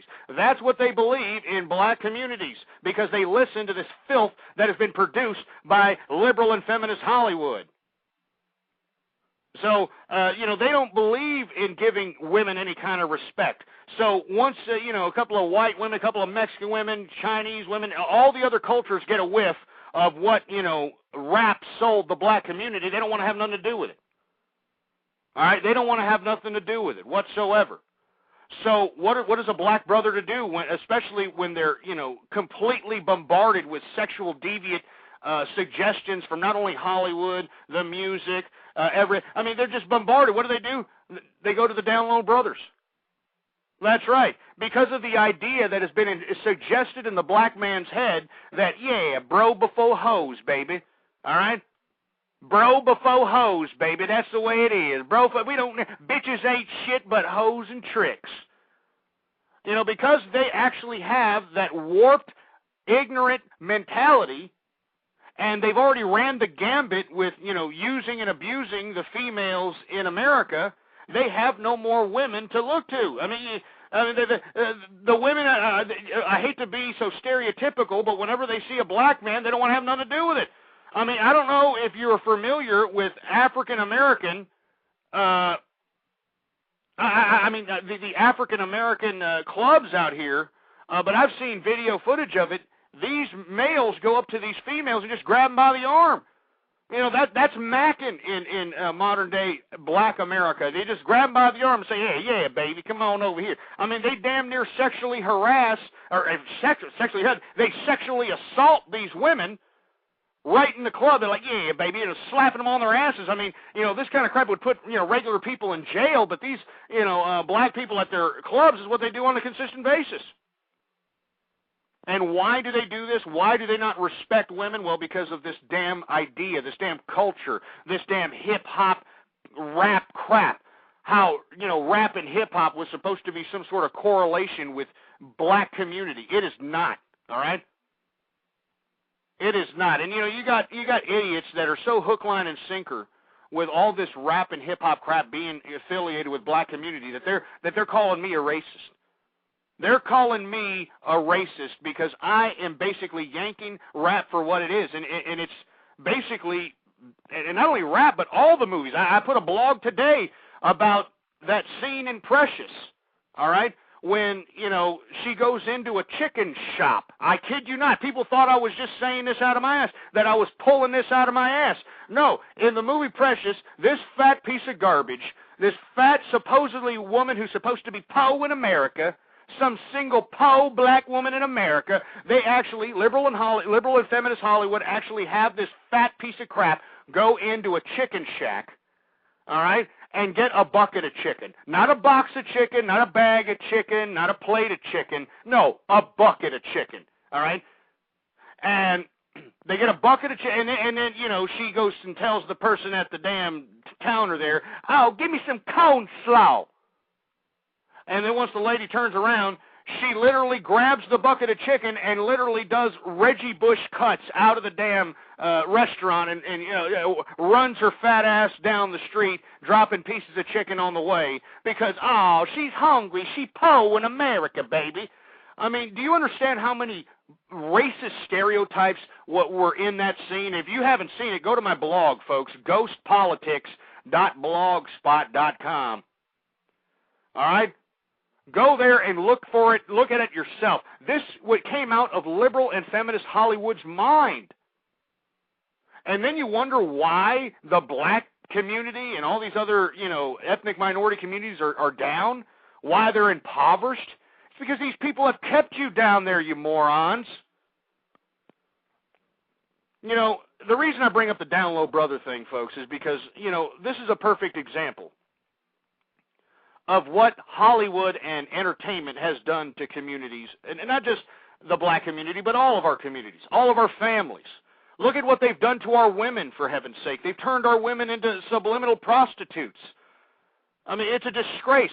And this is why I tell everybody, let's destroy Hollywood by not buying their crap anymore. I'm sick and tired of hearing these dumb, stupid stars saying, "Oh, life is so hard for me. I can't go out without the paparazzi, you know, getting in my face," even though they're making $25 million a freaking film.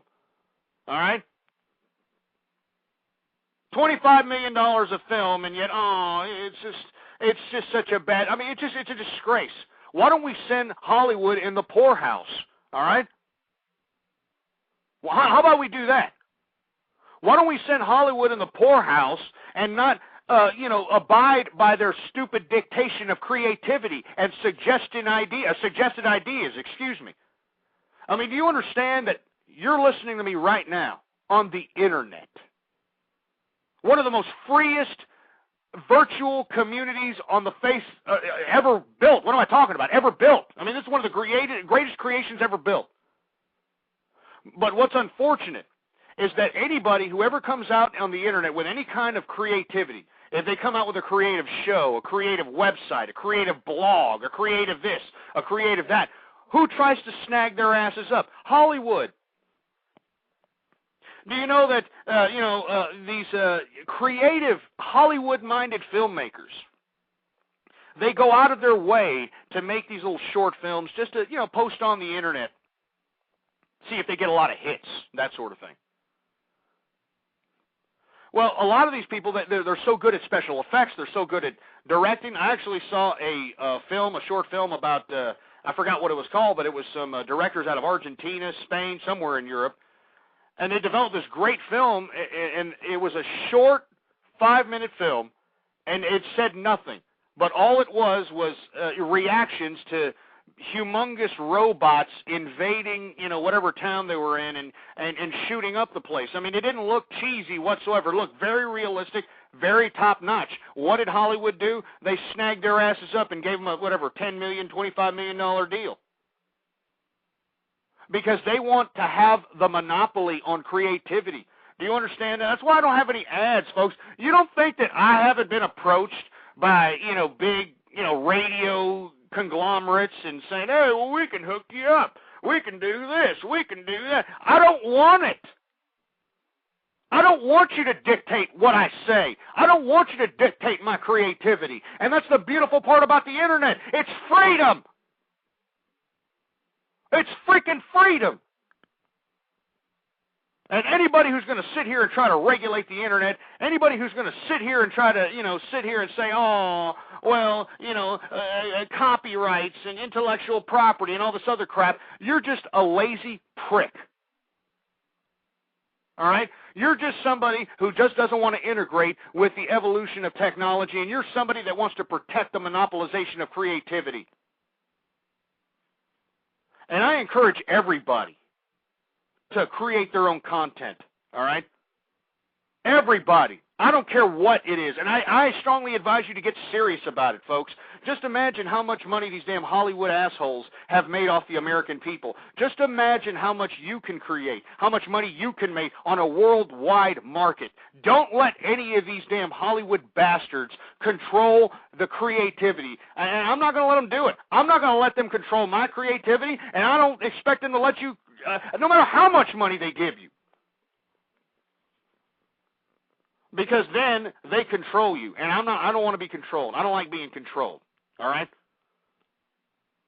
That's why, anything that's creative is bought up. That's why it seems like the Internet is not as creative as it should be, because anything that is creative on the Internet is bought up, paid for, and spit out. So, I got a lot of these 4chaners, I got a lot of these e-bombers, and, look, you are content creators. I know that's why a lot of you ass clowns call me up and do little prank calls and that sort of thing. But don't make these idiots millionaires. Don't make these morons millionaires. Don't let anybody get too big for their britches, all right? And the only way that they should get too big for their britches is they're actually producing. Don't ever let anybody get comfortable, and that's what we've done with Hollywood. That's what we've done with Hollywood. We let them get too comfortable. They think they can literally crap out a stupid movie like, oh, Hot Tub Time Machine. Yeah, hey, wouldn't that be cooler? I mean, give me a freaking break. But they can shit out these stupid ideas and sell them to you morons, and you'll go out there to the movies like Lab Rats Run Into a Food Pellet, giving these idiots hundreds of millions of dollars for ridiculous creativity. So I strongly advise all of these people, all you people that are listening to me right now, all right? Don't let Hollywood dictate creativity. Don't go to the movies anymore, all right? Screw the movies, all right? It's crap. I mean, the endings all suck every time anyway.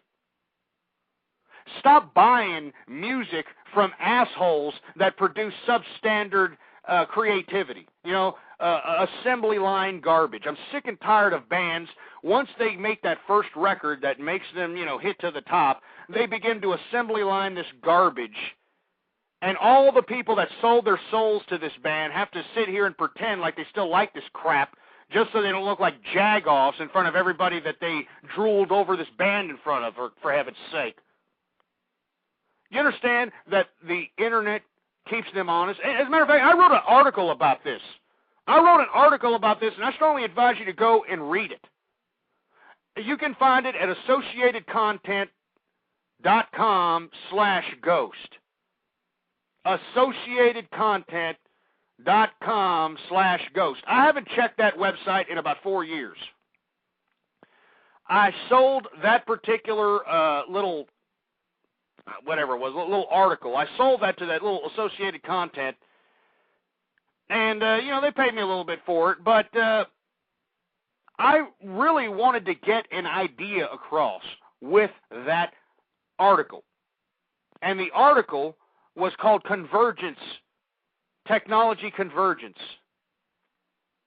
And I'd like everybody to really read that. And when you read that, I want you to understand that we don't have to be slaves to those that monopolize creativity, that monopolize the content. We don't have to be slaves to these idiots. We don't have to sit here and say, Angelina Jolie is just the most beautiful girl in the world because, some asshole who controls the gatekeeper of information in Hollywood says so.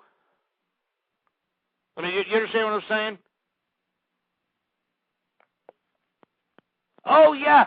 Jonah Hill is just the funniest, fattest piece of tub-o-lard bastard crap I've ever seen before in my life. Oh, yeah, Jonah Hill, super bad, baby. I mean, I'm sick and tired. That Rogan character. I mean, all these idiots that they're shoving down my face. I don't want to see them, all right? They're not funny. They suck. All right, and I should be able to have a choice on whether or not I want to see these pricks. But whenever I want to go to the movies and catch a nice, a flick of some sort, I don't have a choice. I see the same idiots in every single freaking movie. So that's why I'm saying, folks, please, let's bring down Hollywood. All right, I find it funny that in today's America, a lot more people listen to Flavor Flav, this greasy, disgusting, ghetto piece of crap. And they don't remember the group that he came from. I strongly advise you to listen to the group that he came from, Public Enemy. And this goes for you black people especially, all right?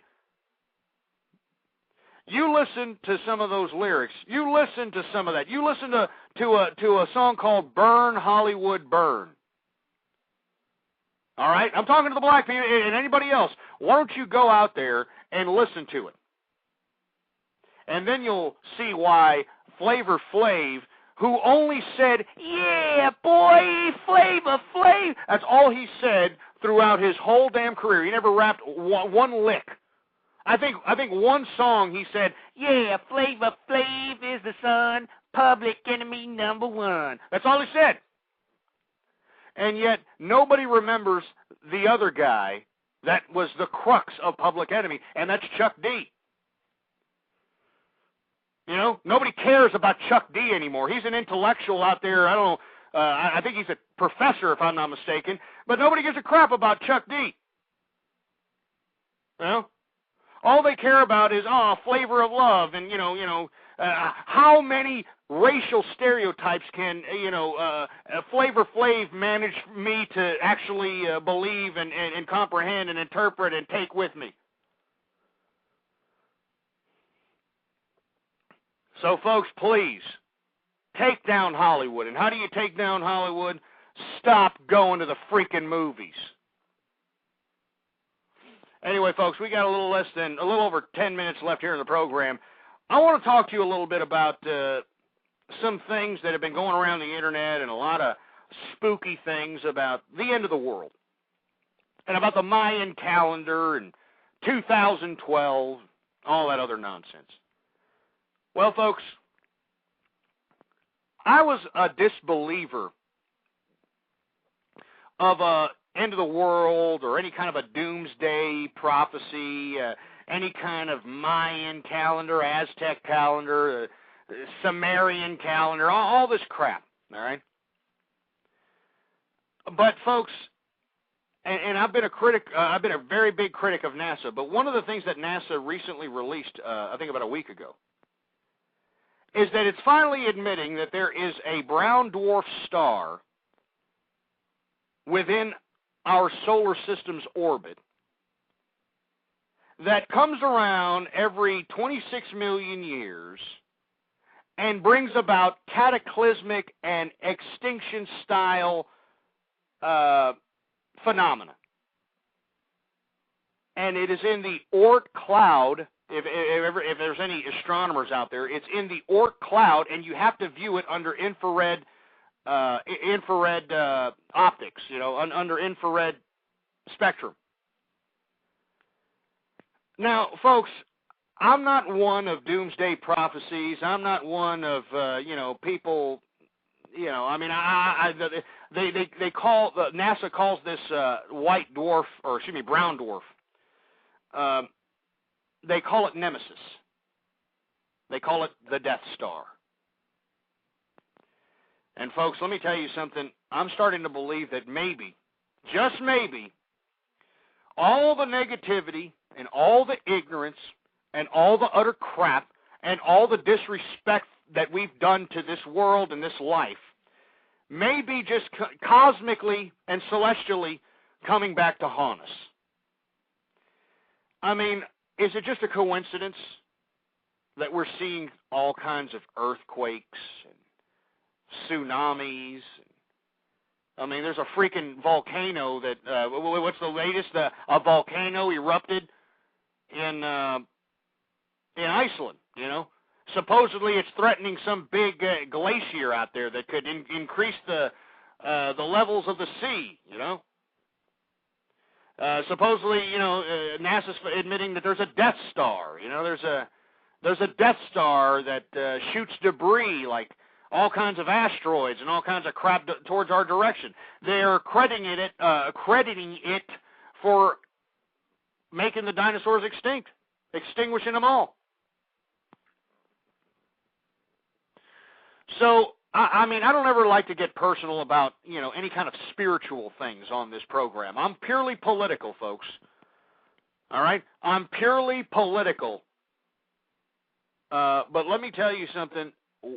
It's no coincidence as why we're having these these destructive, cataclysmic phenomena. Hurricanes, earthquakes, tornadoes, floods, tsunamis. I mean, don't you understand? I mean, all this is becoming way too frequent. I mean, we had one earthquake in Chile that rocked the earth and made the days 7 seconds shorter and, screwed the Earth's axis up by 3 degrees or whatever the crap. So, what I'm saying is, folks, is that this is the kind of the reason why I'm a little bit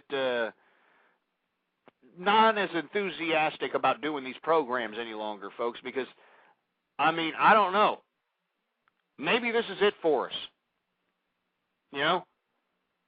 Maybe this is it. I mean, just look at all the garbage. Look at all the filth. Look at all the crap. There's entirely too many people on this planet. And all of these people, with all due respect, at least 90% of them are ungrateful assholes. I hate to say it, and I'm justified when I say that.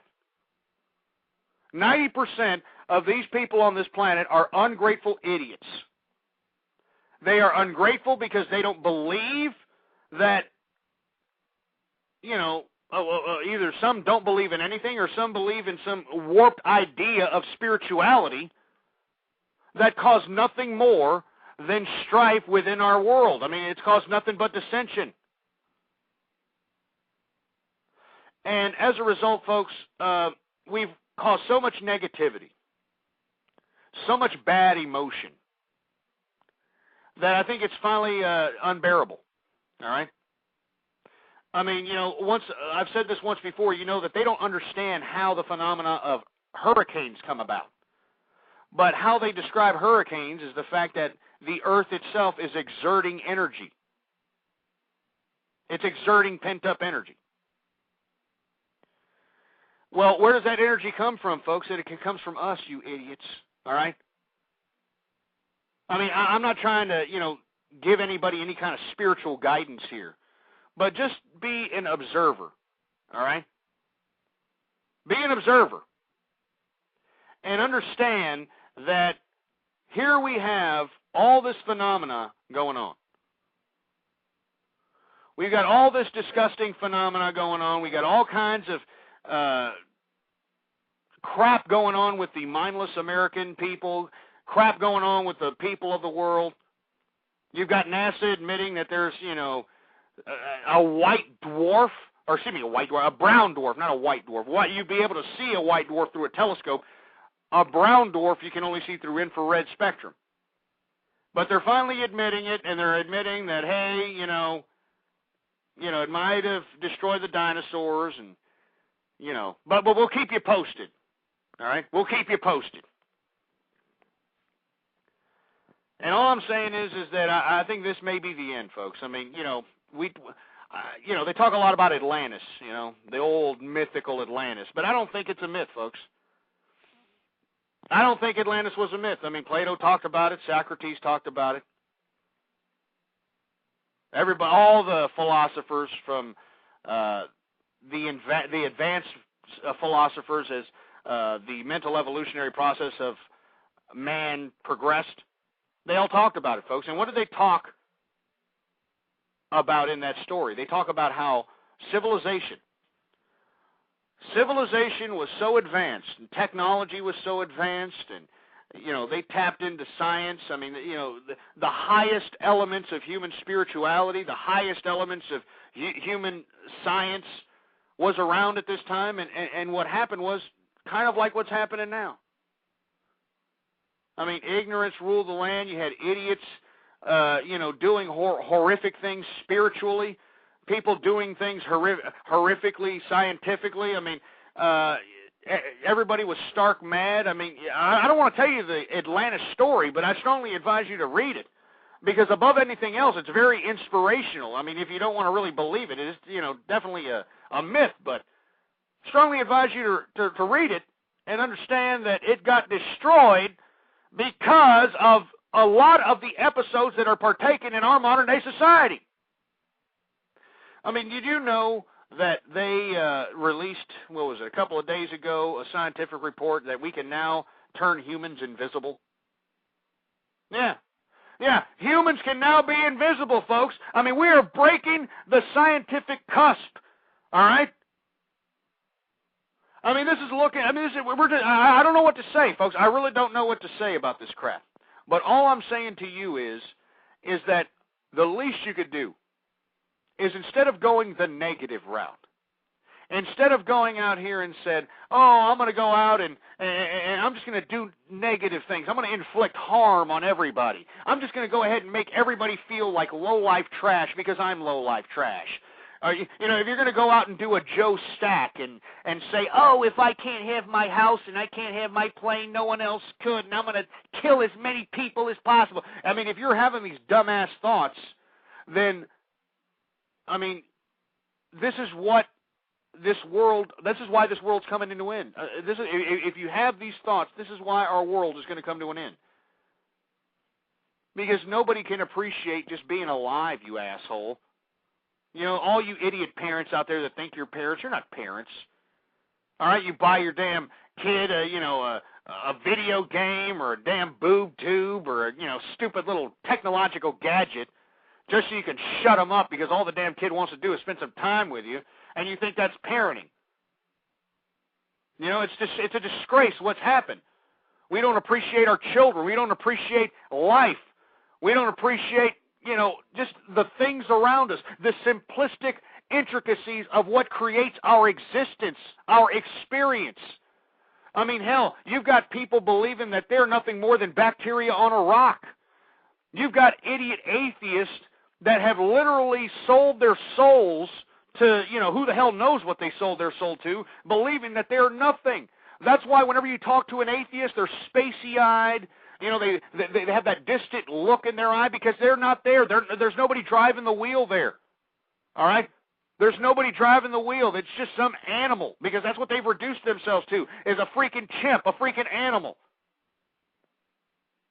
And, all I'm saying, folks, is that no matter what religion you're in, no matter what religion you believe in, believe this, that if we don't stop doing all this ridiculous, ignorant crap, then whatever happens to us in the future, we deserve. And hopefully, when the great cataclysm comes over here and destroys us, there's enough of us left, enough smart people left to rebuild society the way it should be and it should have always been. Anyway, folks, I'm out of here. Please follow me on Twitter. Ghost Politics is the name to follow. I want to thank everybody for tuning in with me live. I do not know when I'm going to conduct another broadcast, folks, so follow me on Twitter. I may do one tomorrow. I may not. Email me up. Encourage me. Ghostpolitics@yahoo.com is the email. Ghostpolitics@yahoo.com. Long live the true conservative movement and death to feminism. Boar's Head is bringing a slice of Japan to the deli. Introducing Boar's Head Ichiban Teriyaki-style chicken. Tender, slow-roasted chicken breast, coated in our signature teriyaki glaze, where ginger, garlic, and a hint of brown sugar meet for a flavor that's both sweet and savory. New Boar's Head Ichiban Teriyaki-style chicken. The bold flavor of Japan. Now at the deli. Only from Boar's Head. Compromise elsewhere.